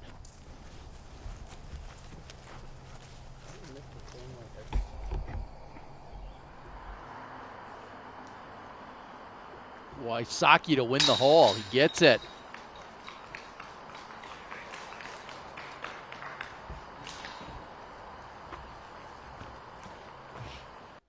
So Wysocki will be down 2 with 2 to play.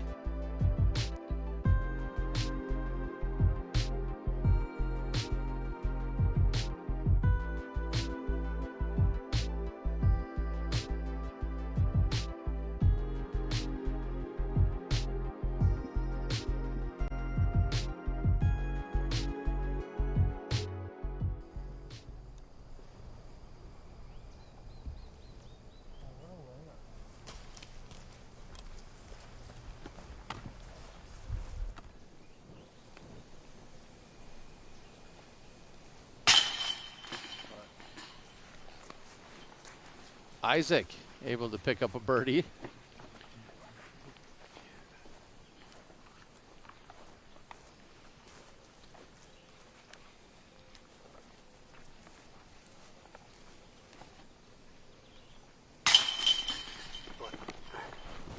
And right now, Isaac looking just maybe to match for a couple more holes. That's all that's going to be needed here pretty soon in order for him to finish off Simon Lizotte. Yeah, no doubt.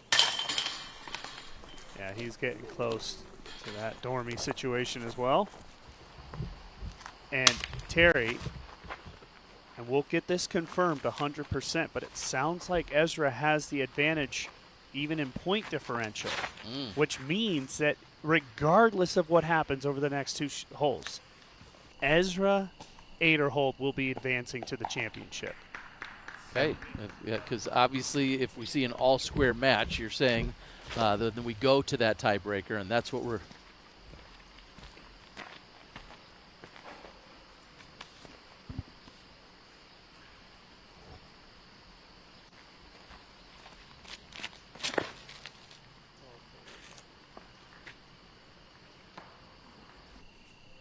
And off the mark. And we're going to take a look at it. Let's find out for sure. I got to know this. This is our Group B. Right, so Ezra has the point differential right there at +2. So if they were to go with an all-square match between the 2 of them, then it looks like it would go to Ezra. Yeah. So I think Ezra's in. Wow, what a big match from Aderhold, man, to knock out Ricky. That is incredible.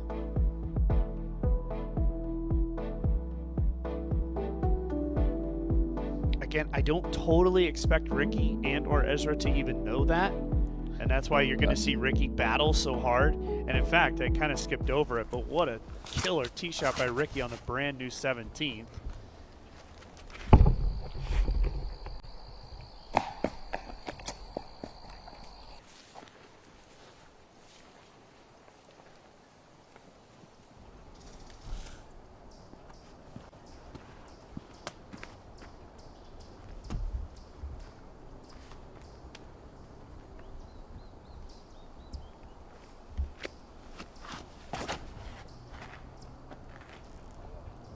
watching buckets.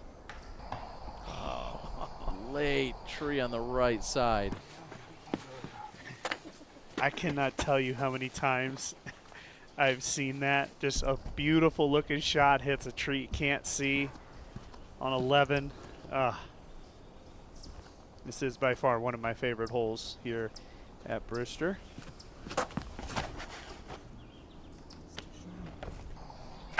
Isaac doesn't like it. Not enough turn.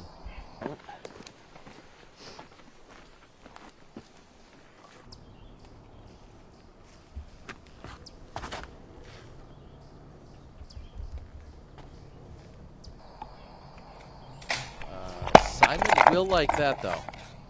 Oh, yeah. Still a little fight left in Simon Lizotte.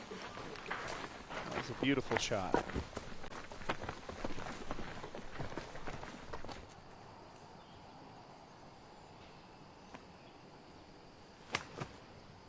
With Proctor in trouble, Ezra trying to get up and down, and could he skip it in? Well, he's going to put it right next to the basket. What a shot. Not only that, we've been talking about his forehand all day. That was beautiful on the forehand side. Under pressure, too, because Ezra's down. Ezra Robinson, that is. Ezra Aderhold. Basically a chance to, end the match here. And he's done it. Big putt. That's it.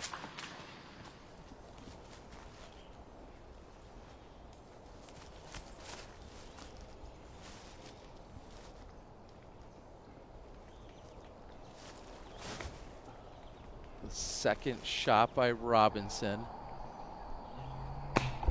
Oh, barely past the basket. And he's gone deep into circle 2.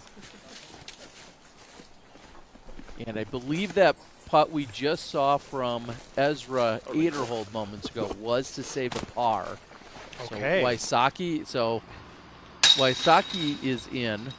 That's going to be for birdie. But as we're saying, we're talking about the tiebreakers. We're talking about the all square. Explain exactly what we're seeing. Okay. We've got it all figured out. They have one hole left to play. Again, Ezra Aderhold, if they finish in an all square scenario, has the whole differential secondary tiebreaker over Ricky Wysocki, which means that Ezra Aderhold will be playing in the Match Play Championship in November. That being said, I think we're watching a small microcosm of what I was explaining earlier with Gannon Burr. You have to put these guys away. Ricky was down 3 with 3 to go. He's one hole away from pushing the match back to all square. This is just what you love about match play, right? It's really not over until it's legitimately over, and that's what makes it so entertaining.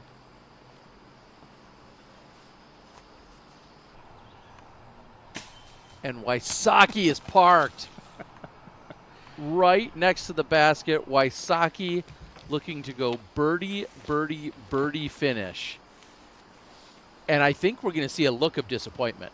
I think if Wysocki pushes this match to all square and Ezra doesn't win it outright, I think there's going to be a little bit of confusion. Yeah. And then Wysocki, it's going to dawn on him.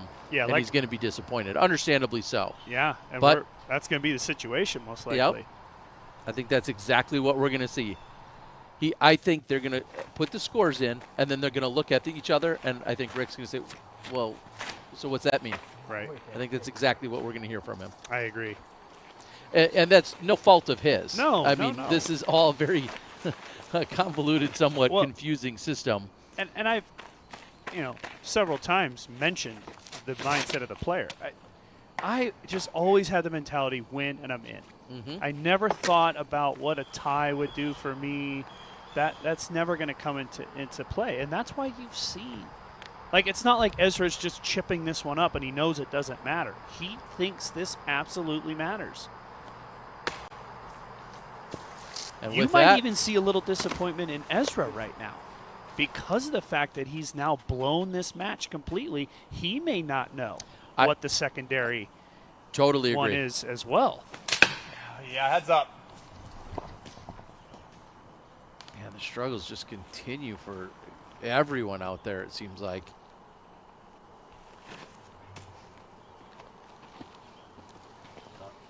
This match with Antela, it's gone back and forth. Well, they almost got a handshake in there. It was kind of a half shake bump. Don't kind know. of. I mean, Rick called it. He's like, that was awkward. Yeah, well, you were fair. right, Rick. Fair.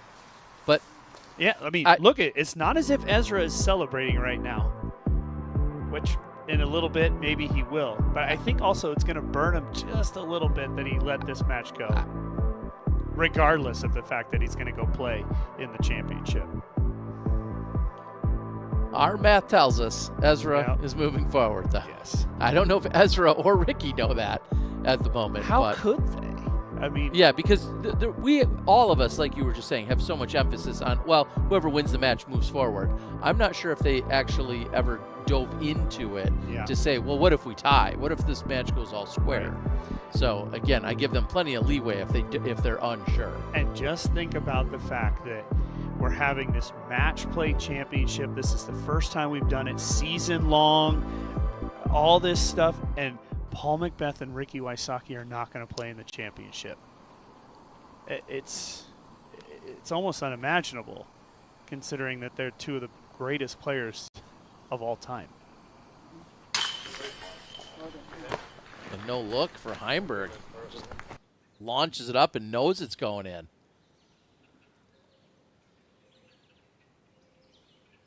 And by my math, that 40-footer gives Calvin a birdie.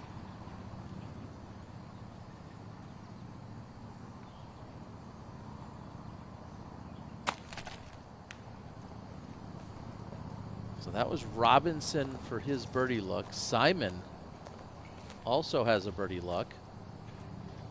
Trying to fight back, and Simon will collect that.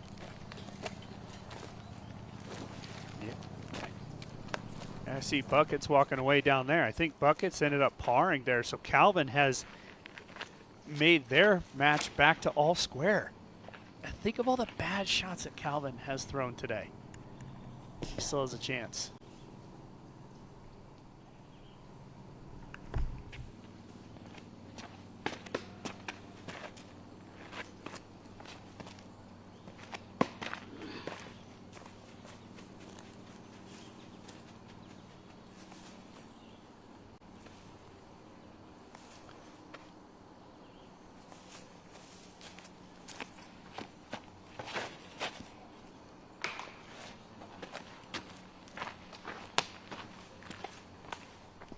That's an interesting group right there, too, because we know this.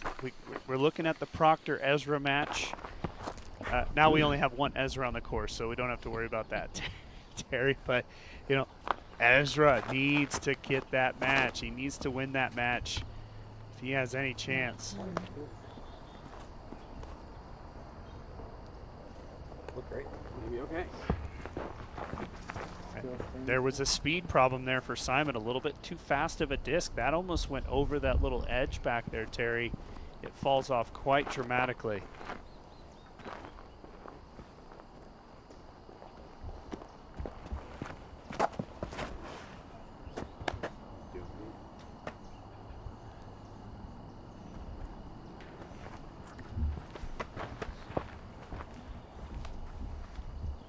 Not on the mark for Robinson, so it's going to be left and short.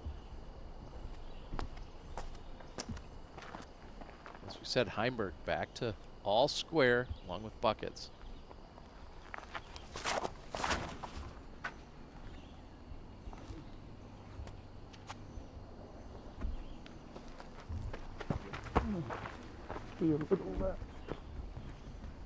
Slow enough that when it comes in, it checks up pretty quickly.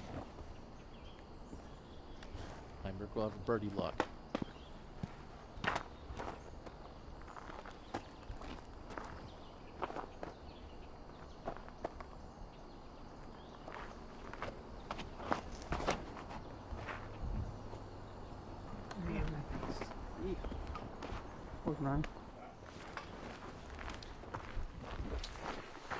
Certainly take that redirect any day. Pushing him right to the pin.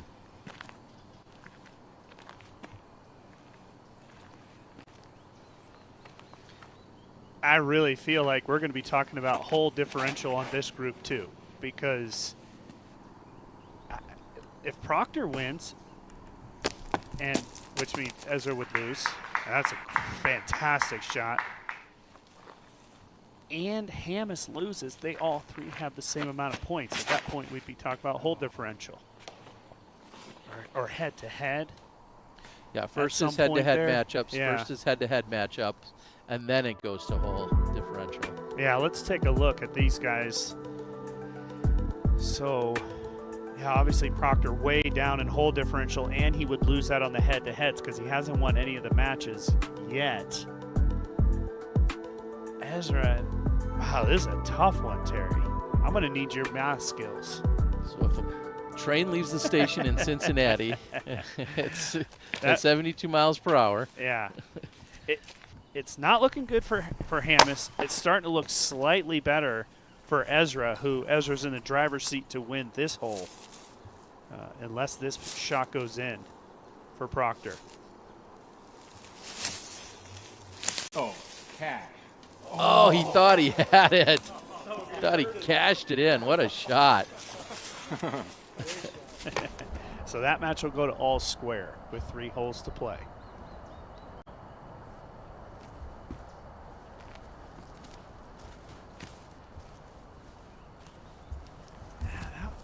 That wasn't a great shot by Robinson, especially with Simon being off the back. Probably want to just get that one close and walk to the next tee pad.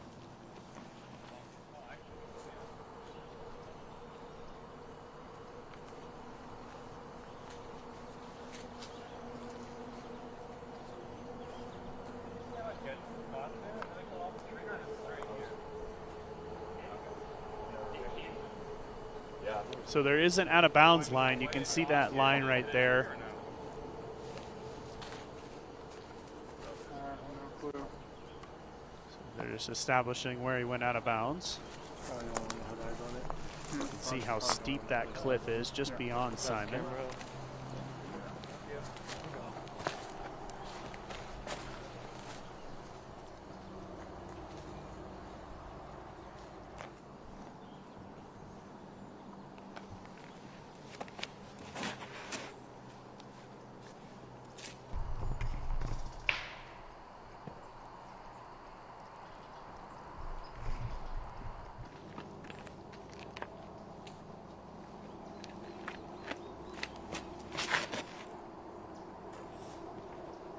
So in the situation that Proctor beats Ezra, they'd have the same number of points at 3 all, but Proctor would get him on the head-to-head because he would have just won this match. Then it would go to point differential with Hamas, who would lose. He'd also be at 3, but Hamas would win in that situation due to hole differential. So I think in that situation where all 3 guys were on 3 points, Hamas would make it in.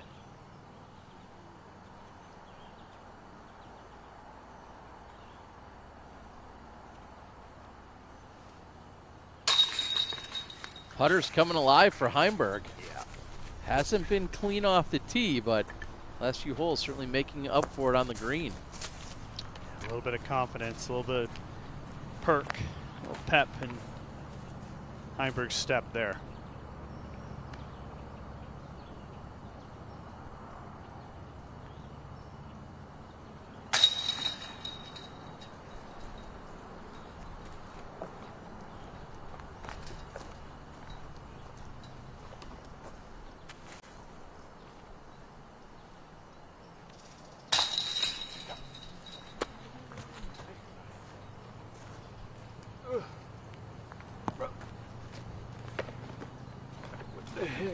As they clear off, Antala on 16 is up 2 with 3 to go. Chance to go Dormy and or just win the match outright here. Oh! Antala buries it! Hole in one, Nicholas Antala on the 16th. Let's go. It is over. Antala with a walk-off ace on 16. Unreal. I was just thinking we haven't seen any ace runs until now. Antala to seal the deal and close out on Adam Hammes. I mean, I guess Hammes could ace to push. Okay, okay. Okay, If so, I'm flying to Vermont tonight, all right, to hug both of them. I'm getting a lotto ticket. Something's happening. Hammes needs the ace. Go in. Off a tree. Skip. Unreal. Wow. What a finish for Niklas Antala. I mean, at that point, Hammes just has to shrug his shoulders and say, all right, it was meant to be. Yeah, and I'll tell you right now, Hammes is rooting for Proctor to win. And by not that many holes.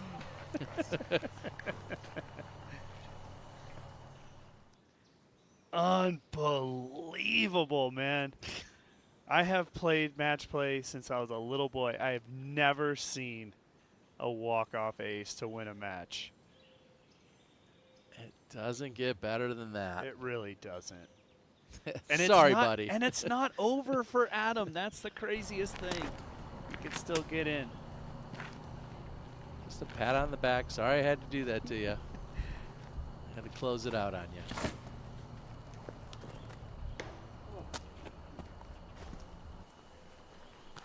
Well, congratulations, of course, to Antala and both closing out the match, but also on the ace.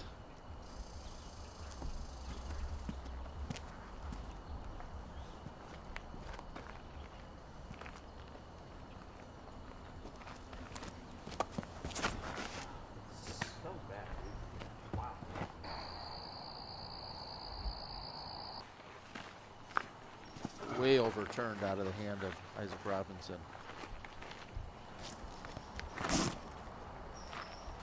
Yeah, just kind of small little windows here for Simon. I mean, right? They've got 6 holes to play. He's down 5. He basically has to win every single hole to win it outright. Tiny chance to push. Don't get too aggressive there. That has gone beyond the pin.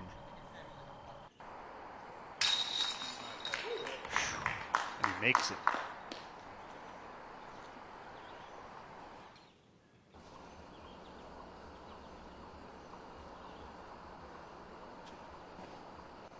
This is Proctor's birdie bid.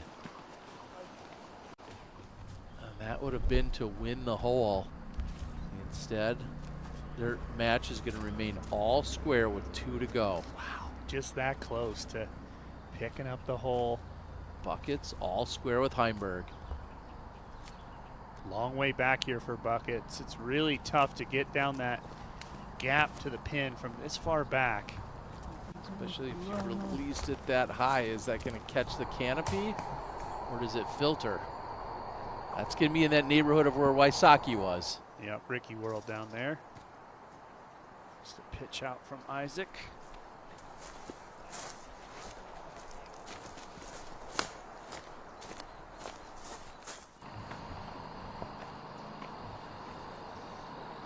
So much excitement going on with that Wysocki Ezra Aderhold match. We didn't really talk about this new tee pad, but it's back 160 feet from the traditional tee. Earlier, Ricky just smoked one right down the pipe perfectly.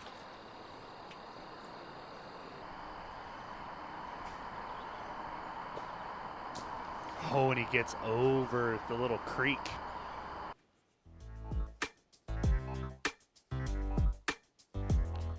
And the chart has been updated with Antala and the win.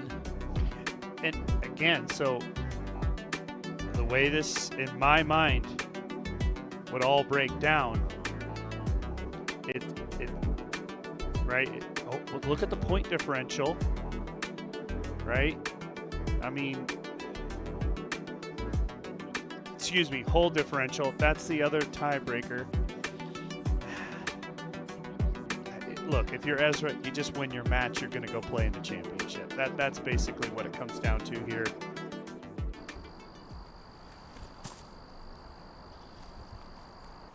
In fact, a push would do the same, right? Because that would give him 1 point, put him 1 ahead of Hamas. So even a push or a win right now for Ezra. That's all he needs.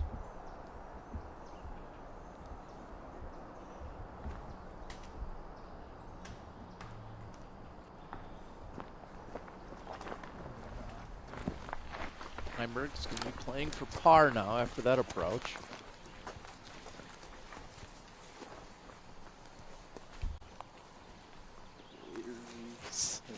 Simon looking for the up top.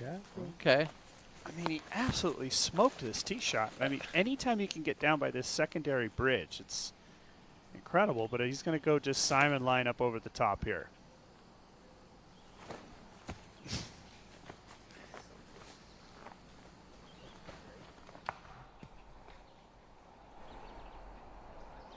So right of the pin with a downhill look. Maybe circle's edge or just beyond it. Not too bad. Yeah, that was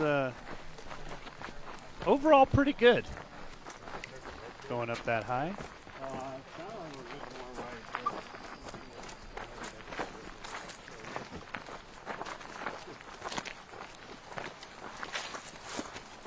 Brian, we'll get back with you in a minute. I'd love to hear what Simon was telling you about that line as we're watching Ezra Robinson throw his approach on the 17th. Beautiful. And now Heimberg setting up. But Brian, what did Simon tell you about some of his gameplay out there and his antics? Yeah, he was telling me some stories today about going to the waterfall and throwing a catch disc around and trying to pull off some trick shots. And then with this particular one, he doesn't know if circle's edge is going to be where his disc is. He's thinking it's a little bit more right, but frankly, I love the idea. If you can pull it off, it's great from that angle.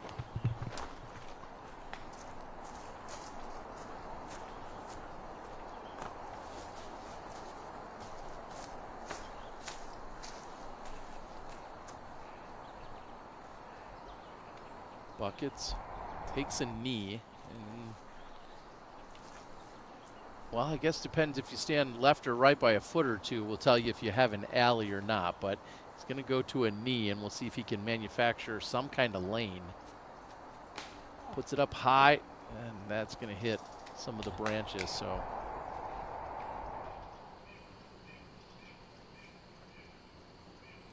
Proctor with his second on the 17th.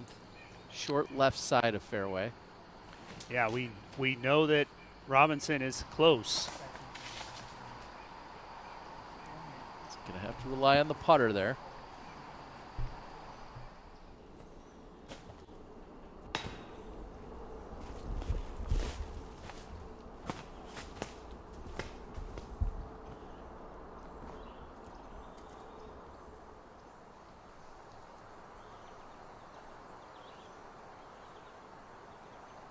So I feel like, maybe correct me if I'm wrong, we missed a shot from Joey, at least I did, because Joey's looking at bogey. That's going to be Calvin for his par. It shows putting. That was actually, yeah, Calvin for birdie. Okay, so he's going to win the hole, right? So yeah, there we go. Calvin's going to be up by one.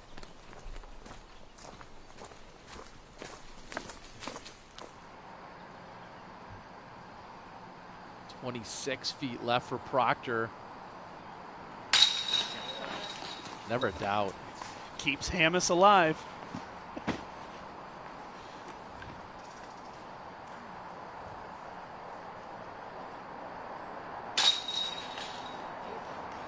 I mean, it's kind of crazy, though, this situation, right? Where at this point, Proctor is playing for Hamas. In a weird way, he is. Ezra playing, of course, for his own future. If they can just push the hole, Ezra will make it through.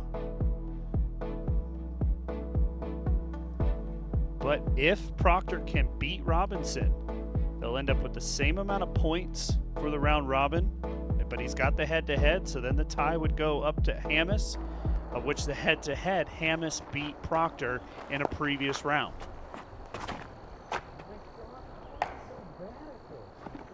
15 years. Can't deal with it.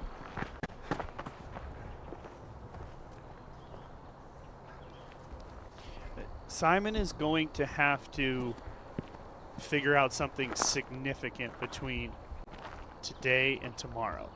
There has not been a tightness on his shot. He's not releasing in a window.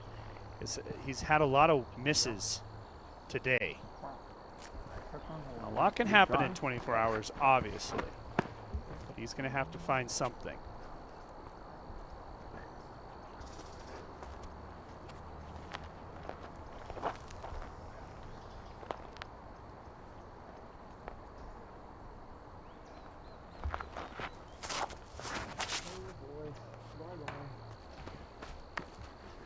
Shot that we just saw moments ago from Robinson may have just ended the match. Yeah. He's looking to go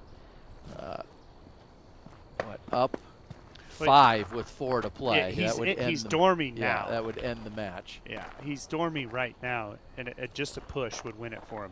Buckets absolutely needs to take advantage here. Calvin way short, way out of position. Gotta be left, but just outside of the circle. Yeah, and with where Calvin kicked to, there's still a chance that Buckets could win this hole with just a par.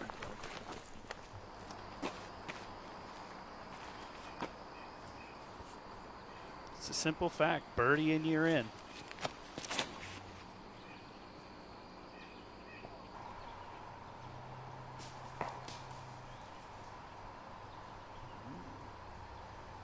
Doors slightly open here for Proctor.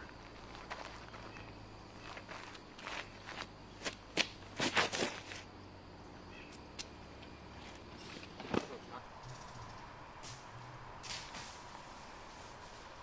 Proctor needed some form of skip or something to push that to the left for him. Yeah.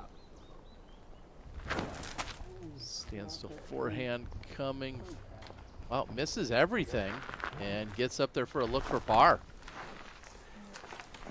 And yeah, slight correction over there on the Robinson-Lizotte match. I said Dormy. It's actually that because Simon won the previous hole, Simon is down 4 with 5 to play. So if Isaac can make this putt, the match will be over. Fun.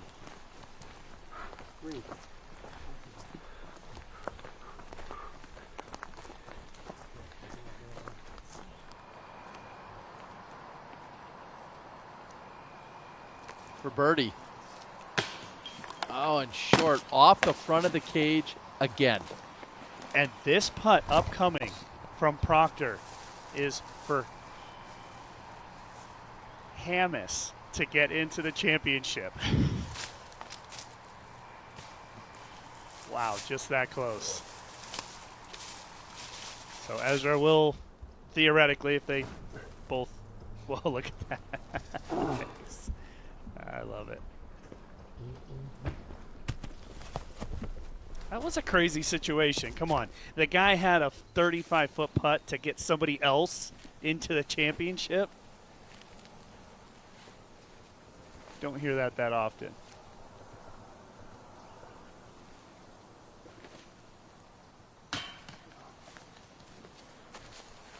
Boy, so there's pretty much just one match left, Terry. It's this Buckets Heimberg. Yeah, and Joey there having the opportunity to pick one up and make the match all square, and he's not going to do it. Heimberg still has to putt. But and Isaac Robinson in and closes out the match. Congratulations to Isaac Robinson.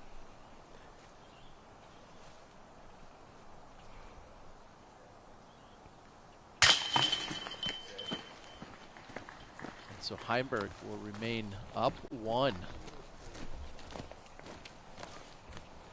And just as a reminder, this match is just a win and in. So whoever wins it, they're in.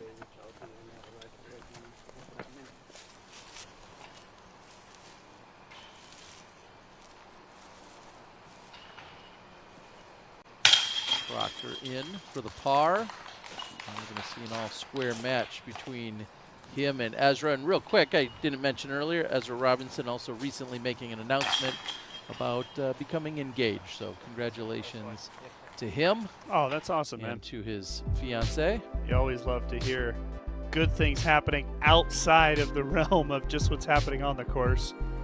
And with that, Ezra Robinson is going to have to push back that wedding potentially if they were going in November, because he's going to be playing in the championship. I don't know if it was scheduled that early, but I like that he's got a chance to win more money for it. That's for sure.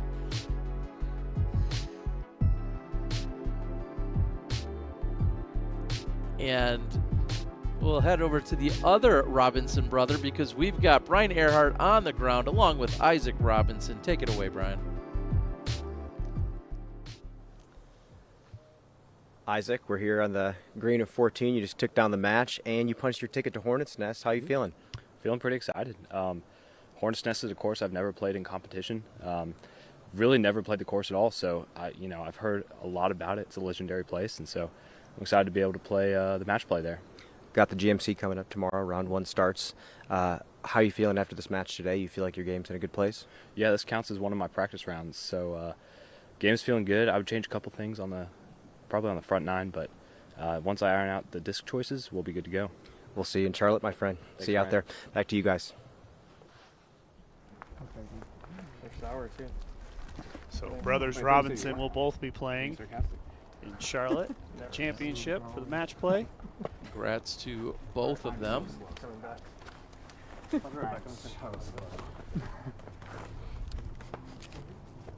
Yeah, I always think it's so interesting to hear Isaac talk about his preparation. Consider this one of his practice rounds, feeling like maybe just a couple of disc changes. Every player has the thing that they sort of latch onto during their practice rounds. And clearly for Isaac, it's just about disc selection, because he feels like he releases. His swing is very similar for all of his discs. And so we'll see if he can't make those adjustments as we head into the tournament over the next 4 days. Thinking, of course, when he won his Worlds here, or when he came back and played here a couple years later, he has a new sponsor this year compared to the previous years. He's played this specific course. Yeah, great point. So that is certainly part of it.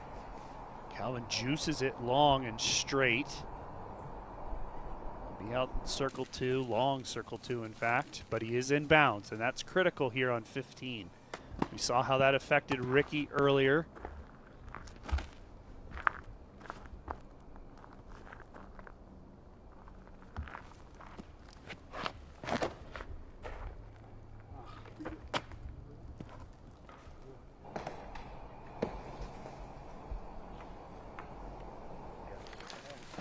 Did that kick save him from going out of bounds, or was that going to be fine? Was that just going to be on the left side wall? It was going to be close. We saw earlier from Ezra Aderhold how you go that left side, you're kind of playing a little bit of a rolling the dice a little bit, because that wall does come into play. It's not a guarantee that it would be OB.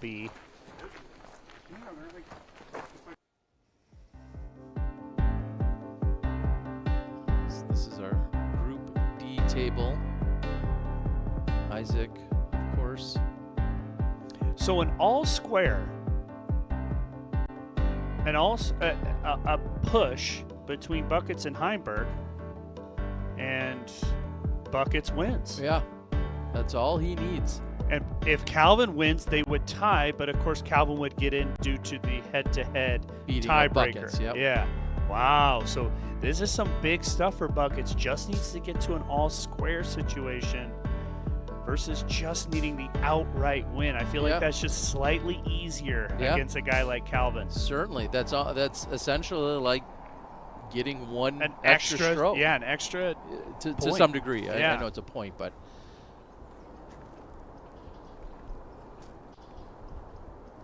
you got a bonus card in your pocket, so to speak.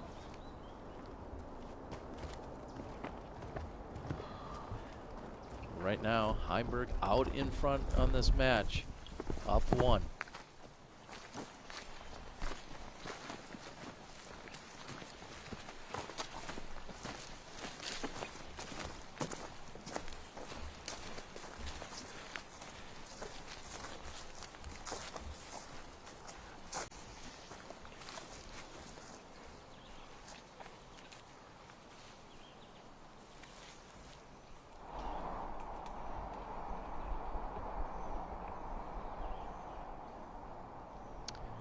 looking up high here. Going to try to go with a loopy run at it. Try to pick a point in the sky and just let it fall back towards the pin. Exactly as you described, not quite on the mark. It was a low percentage shot, but that's exactly what his attempt was. Yep. Yeah, being that they're, with buckets so close, I don't think Calvin didn't want to get too aggressive there. Overall smart play. So that's a push, and Calvin still stays 1 up with 3 to play. Earlier, Antila to close out his match. The forehand on the 16th. Unreal. Sounded like metal. Just an incredible shot. Sounded like change, but I don't know. It was further away. He didn't even know, and you can't blame him. I mean, that hole is so difficult to be able to see down there at all. And then it hit so softly. It wasn't a smash of the chains where everyone's like turning and looking and like, oh, it hit chains. Like, it just kind of softly, just trickled in. I like how Adam says, that sounded like metal. He goes, no, that sounded like chains. It sounded like the door slamming shut is what it sounded like. That's right. And what a crazy match, too. You kind of saw that there. I mean, Antila was 5 up, 4 up through, whatever it was, about 5-6 holes. And he had an ace, the 16th, to win it. Got to hand it to Hammes, who battled back nicely.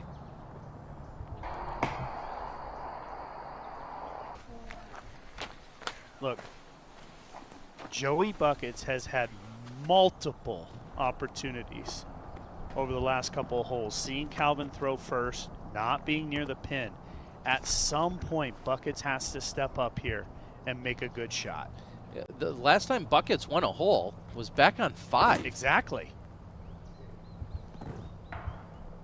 And he's not likely to do it here either. No, not at all. And in fact, that could have even kicked to a perilous position over there on that right side. Joey's had tons of opportunities, and now on 3 consecutive holes, he has not taken advantage.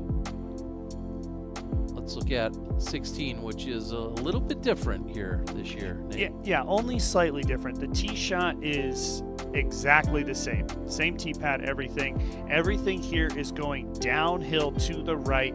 The forehand is, obviously we just saw a hole in 1 with it. It's the proper play. The backhand is just such a speed problem where it's really hard to get it to stop. The forehand, you can kind of chunk it into the ground. Now let's go ahead and stop it right here. This is where we've seen. So the pin, last year and previous years was over here on this side. They've moved it back here to the right. And one of the things that Jeff was talking about is guys were just kind of getting a little bit lucky. This area right here, you can go ahead and play it as we can see the green. This area is just a cleaner shot. If you hit this gap, you certainly made the proper shot. I do like the change by Jeff Spring. It's not like it's going to get aced. Wait. And this is exactly what we were talking about here, Terry. I mean, this is not an easy up and down. Calvin is in a relatively easy up and down situation.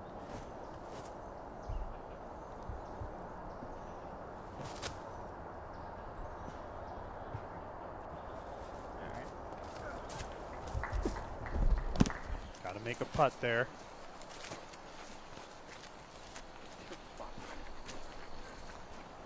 Brian, you're right there by Joey Buckets. I'm just curious, what's a little bit of self-talk coming from Joey, because he's missed 3 opportunities in the last 3 holes.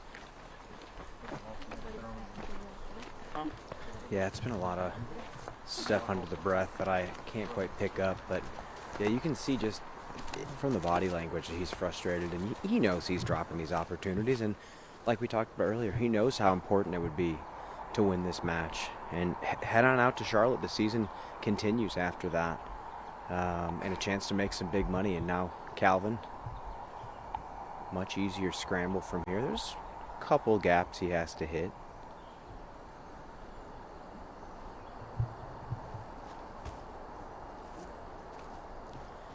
And narrowly misses it. That would have made him dormy 2 for 2, but not going to happen this time. So again, assuming they can both make these putts, you know, how many more opportunities does Buckets need to get this thing back to all square? It looks like Calvin's going to go ahead and putt first.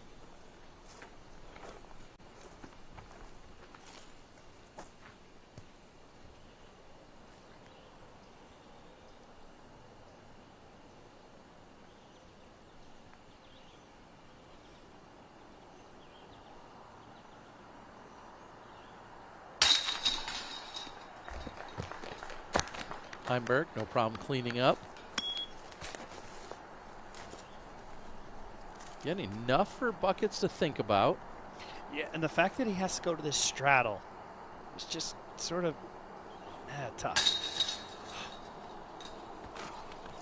Wow. Yep. I think that had to do with the straddle. I think that had to do with the missed opportunities on the last 3 holes. And now he has to play perfect. And if he can't, and Calvin struggles, Joey Buckets can still make it to Charlotte.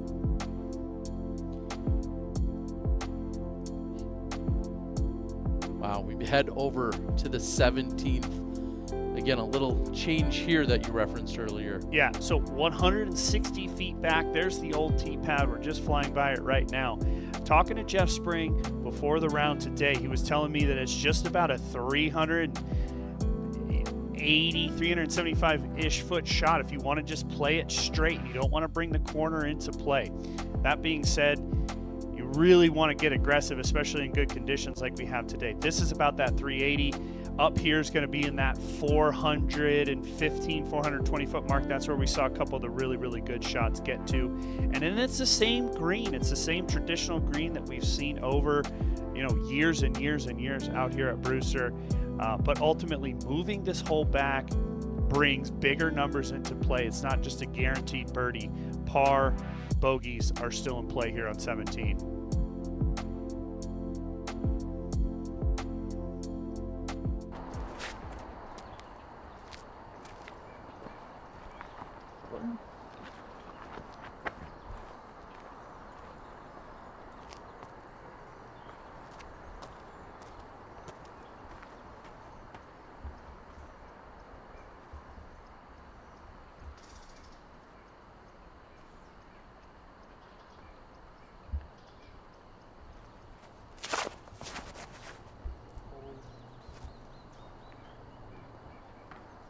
And another bad tee shot by Calvin.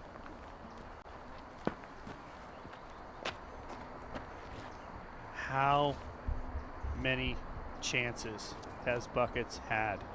And there you go, Terry. You referenced it earlier. Has not won a hole since hole 5.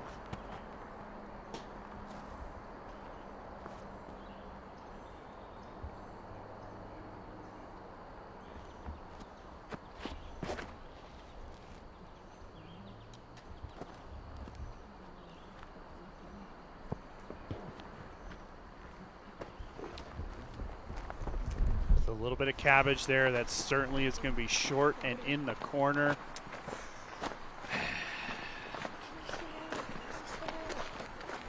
Trying. Back is annoying me. No.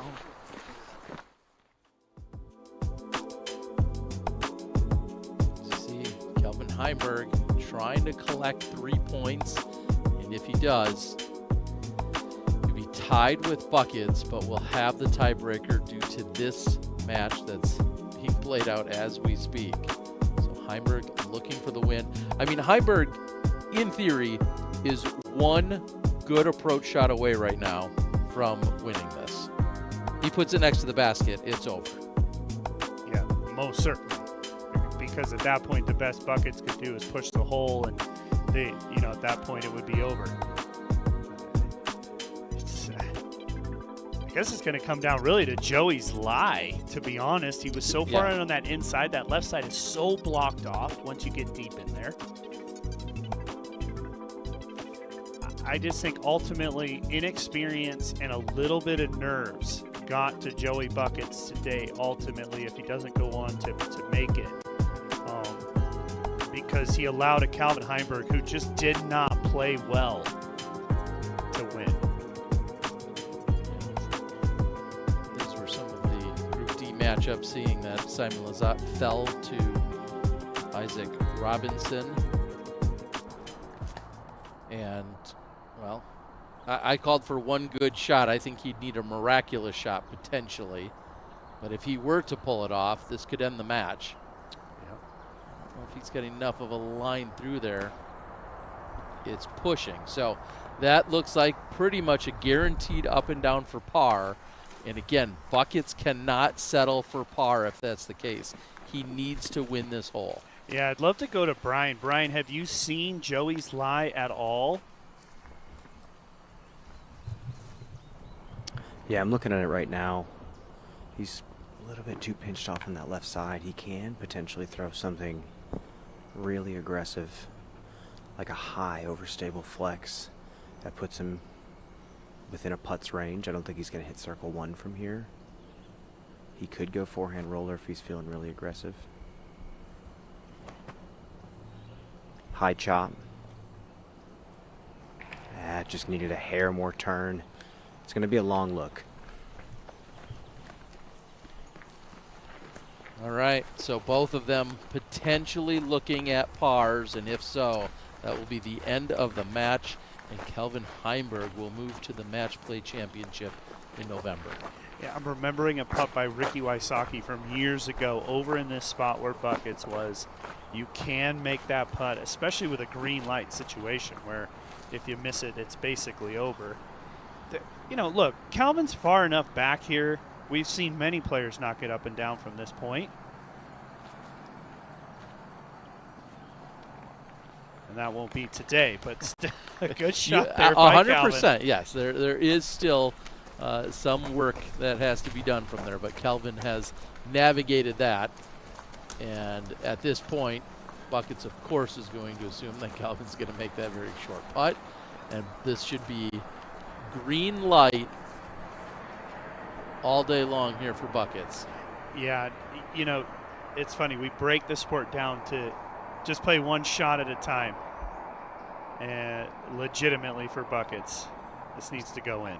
Tournament life on the line. And he gives it a good run. I cannot, argue with that. That was a solid run, but that's going to be it. The end of the road, boys to men style, for one Joey Buckets.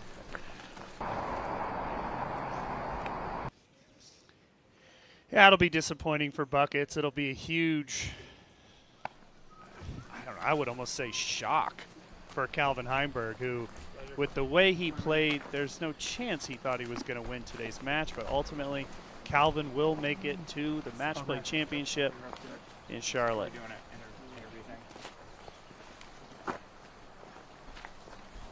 Brian doesn't know what's going on. It's over. In the sport as we speak. Oh, you're good. Good job. On this side. Where? Right here. Am I in here? No. Or no? Nope. We'll wait for the rest of the East Coast family to move into position over there. And for now, we'll take a look at the table. This is your Group D matchups.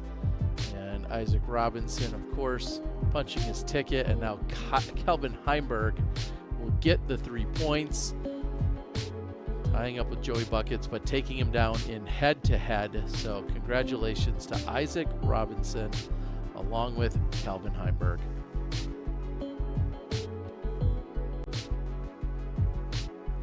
And just like that, updating in real time. It's official. Tied for, yeah, it's official. And with that, we can officially go to Brian Earhart. What's going on in there? Calvin, you just punched your ticket to Charlotte. Got a nice little practice round as well. How you feeling? Well, I mean, happy I won, but not stoked with how I played today. It was a little bit of everywhere, just kind of spraying the disc. So definitely need to lock in and play a little better tomorrow for the actual tournament. Well, just real quick, some changes out here on this course. Mhm. What are you feeling about some of the new pin positions, new tee pads? Yeah, I mean, I think the most notable one is 17 right here. This hole's really, really difficult. Bigger tee shot to get to, the right landing zone, which I think is kind of cool. You don't really grab driver very often at this course, so, making it something you have to do at the end of the round. I think we're going to get some good scoring separation. I think there'll be some birdies, pars, and bogeys on this one, as opposed to where I felt like this was one you kind of had to birdie coming down the stretch in the past. So this one's pretty cool. They made 14 a little bit easier, moving it back to the left. I guess the righties weren't good enough for it to be tucked so far right. And then I guess they also tucked, 16 a little right. So yeah, that one's a little more difficult, but kind of the same shot. You just need to push it around that last group of trees and fade in. So that one's not too different. I would say this one's the biggest one, and the other one is really the same shot. It's just a little bit easier to get a putt. We're going back to Hornets Nest, and I know you've played a lot at Hornets Nest in the past. You've played multiple tour championships there. What are your memories of that course? Yeah, woods golf, a lot of hyzer flips with some late turning shots to the right. So got to get the flippy plastic ready. Calvin, congratulations. We'll see you out there in Charlotte, and we'll see you tomorrow at GMC. Thank you. Back to you guys. Thank you, Brian, and again, congratulations, Calvin.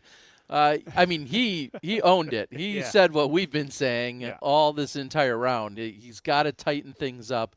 He didn't look good out there. Yeah, and I always love a Calvin Heinberg interview, if I'm being honest, because, the cover of the book isn't always what's necessarily inside it. And that's it is with Calvin. He's cool and calm on the outside, sort of looks like he's not into it, but he knows what happened today. Sprang it all over. And then just to hear him break down some of the shots as well, he knows what he needs to do to try to play well. I certainly trust that he's going to do everything he can to adjust by tomorrow.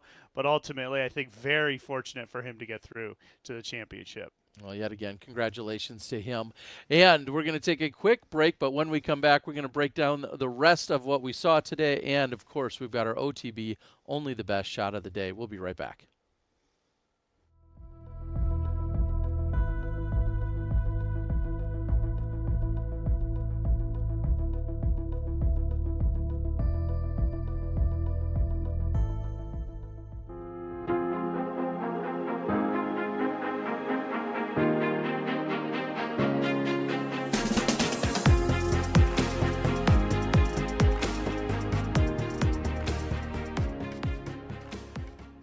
This season, Team Discraft is making a statement, and the message is loud and clear.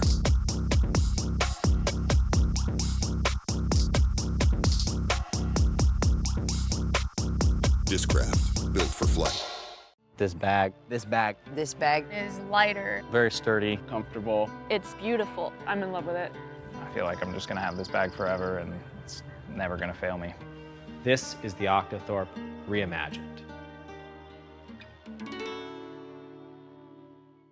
All right, guys, I've partnered up with Jomez Pro, and we've come out with some new discs for my Ricky's Roundtable podcast. We've got zones, we got thrashers, we got nukes, and lots more. Be sure to check them out on jomezpro.com. And if you haven't checked out our podcast already, be sure to check that out, Jomez Pro's YouTube channel. See you there. Do you want a fantastic Vermont adventure that's close to home? Smuggler's Notch RV Village is the perfect getaway, surrounded by outdoor opportunities and beautiful views in the heart of Vermont. Make unforgettable summer memories. Smuggler's Notch RV Village is pet and family friendly. Get the most out of your RV this summer at Smuggler's Notch RV Village. Book your stay at Smuggler's Notch RV Village, Vermont's newest RV campground. Visit smugglersnotchrvvillage.com or call us today. Let's send these boys back to the lobby. Get on. Oh, Grandma's got a hot kettle for that teabag. How did you get so much energy from a candy? One Shot is no ordinary candy. It only has 4 grams of sugar, and the nootropics help prevent jitters and crash. Grandma, do you think I could try one of those One Shot energy chews? Oh, sure, honey. But if you come for the queen, you better come correct, Sprout. I'm the OG. Got it? Got it. Level up your energy with One Shot. Grab yours at oneshotenergy.com today.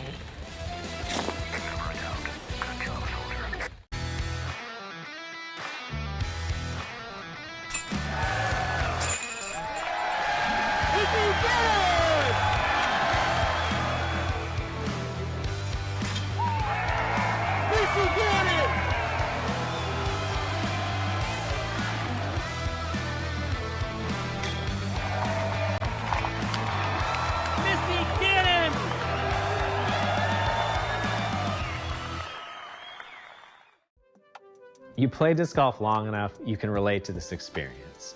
You adjust your stance, you change your putter, you make all these little tweaks to improve your form.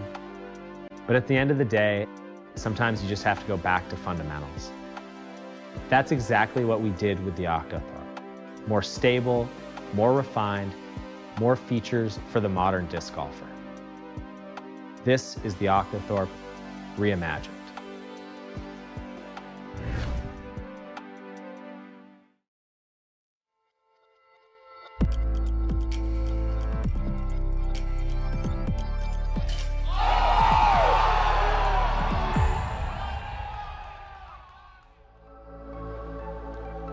Welcome into Tournament Central as we have concluded our final matches for the match play prior to heading to the championship in November.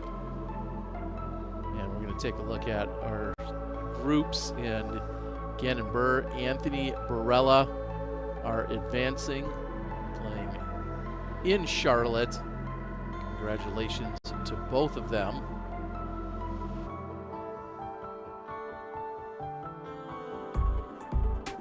Over to Group B, where Matt Oram, who didn't even have to come out today, got to take the day off. Matt Oram is going to move on along with Ezra Aderhold, and what a great battle between Ezra Aderhold and Ricky Wysocki coming down to the very final hole. That was all said and done. Ezra will move on. Group C has Nicolas Antela and Ezra Robinson. Antela with the walk-off ace, doing it in style today, and then Isaac Robinson getting the work done along with Kelvin Heimberg. Kelvin Heimberg having the head-to-head playoff scenario, or the head-to-head tiebreaker, I should say, between him and Joey Buckets. So Kelvin and Isaac moving on. Congratulations to all of them. So with that, it's been a full year of the match play. Like I said, they were preceding a bunch of our tournaments. We had some shifts. There was always a little adjustments. It was a year of learning. Jeff Spring said yesterday in the press conference that this event is really, the match play is too big to fit it all into one weekend. So to have this spread out throughout the year, to have this system, this format, to get us to a championship, there's big money on the line for both the FPO and MPO divisions when we get to Charlotte in November. Yeah, no doubt. It was something that I just picked up on when Calvin was talking about the way that he played. And he talked about, well, I need to get going for the actual tournament. And I get that. You're here, you're playing the GMC. This happens to be on Wednesday before. That being said, man, there's $15,000 on the line. Calvin today played himself, whether it was good or bad, played himself into a chance to win $15,000 and to win a premier championship in the off season. I think there was a lot of learning, not only by the staff, by us just commentating it, but by the players too. This is a big, big deal, and that's what Brian was alluding to with Joey Buckets earlier today. He knew what it was to chance to win money and to play in a premier event in front of the entire disc golfing world. You know, I've done about 4 of these. I thought it was great. I absolutely love match play. I'm really looking forward to the Charlotte event. Yeah, and I'll add on there, we'll put it out there that the MPO and FPO champions both taking home equal pay in that sense, with that $15K on the line. Nice. Huge credit to everyone at the Disc Golf Pro Tour for being able to match those numbers and support both the FPO and MPO divisions in that way. And I thought it was cool today how we brought everybody out, everybody that had a chance to play and to win, get in, do this and that. We really saw Ezra Aderhold step up big against Ricky Wysocki. Look, I mean, they're both really good players, but Ricky was certainly the favorite in that match. And yeah, Ezra kind of limped in a way, but he still did what he needed to do, again, to win that potential chance of winning the $15K in the championship. You know, also, again, that funny situation of Proctor having a putt to potentially get somebody else, give them a chance to win $15K. But again, I look at the two guys, Matty O and Nicolas Antela, who went undefeated in the round robin I think that's a huge boost heading into the championship. Well, it'll be exciting, and as you said, after the Tour Championship in October, a few weeks later, we'll be over in Charlotte to watch. I mean, Antela's going to have to extend his stay, find a couple tournaments to play. I mean, yeah, not a bad idea. That's a good thing for some of them fall tournaments in that region. Maybe get Antela. It'll already be snowing in Finland, so I'm sure he'll stay for a few more. All right, well, with that, we just have one task at hand. Of course, that's the OTB, only the best shot of the day. Can you think of anything? I don't Anyone? know. Anyone? I'm going to have to go with the ace Okay. on 16 as the walk-off win for Antela. Yeah, it doesn't get any better than that. There's really no question. There's no debate here. There's no postulating. It is should be 100% the Nicholas Antela. Oh, you're going to copy my pick? Yeah, what can I say? I'm unoriginal in so many ways. So with that, we're going to roll it. The OTB, only the best shot of the day. Hole number 16 to the new pin position and to close out his match. A little uncertainty for a moment. Just dancing it in. Yeah, just everything had to be perfect. Watch the ground play. It came in with so much angle, it actually chipped up and went back towards the basket, even though everything was drawn to the right. Well, we weren't at Henka, but that still was dancing. Nicholas Antela, the OTB shot of the day. Thank you, everyone, for joining us. Thank you to Brian Earhart out on the ground. And, of course, we've got 4 rounds of action at the Green Mountain Championship coming to you over the next 4 days. So we expect you to lock in on the Disc Golf Network. We'll see you tomorrow morning in Vermont.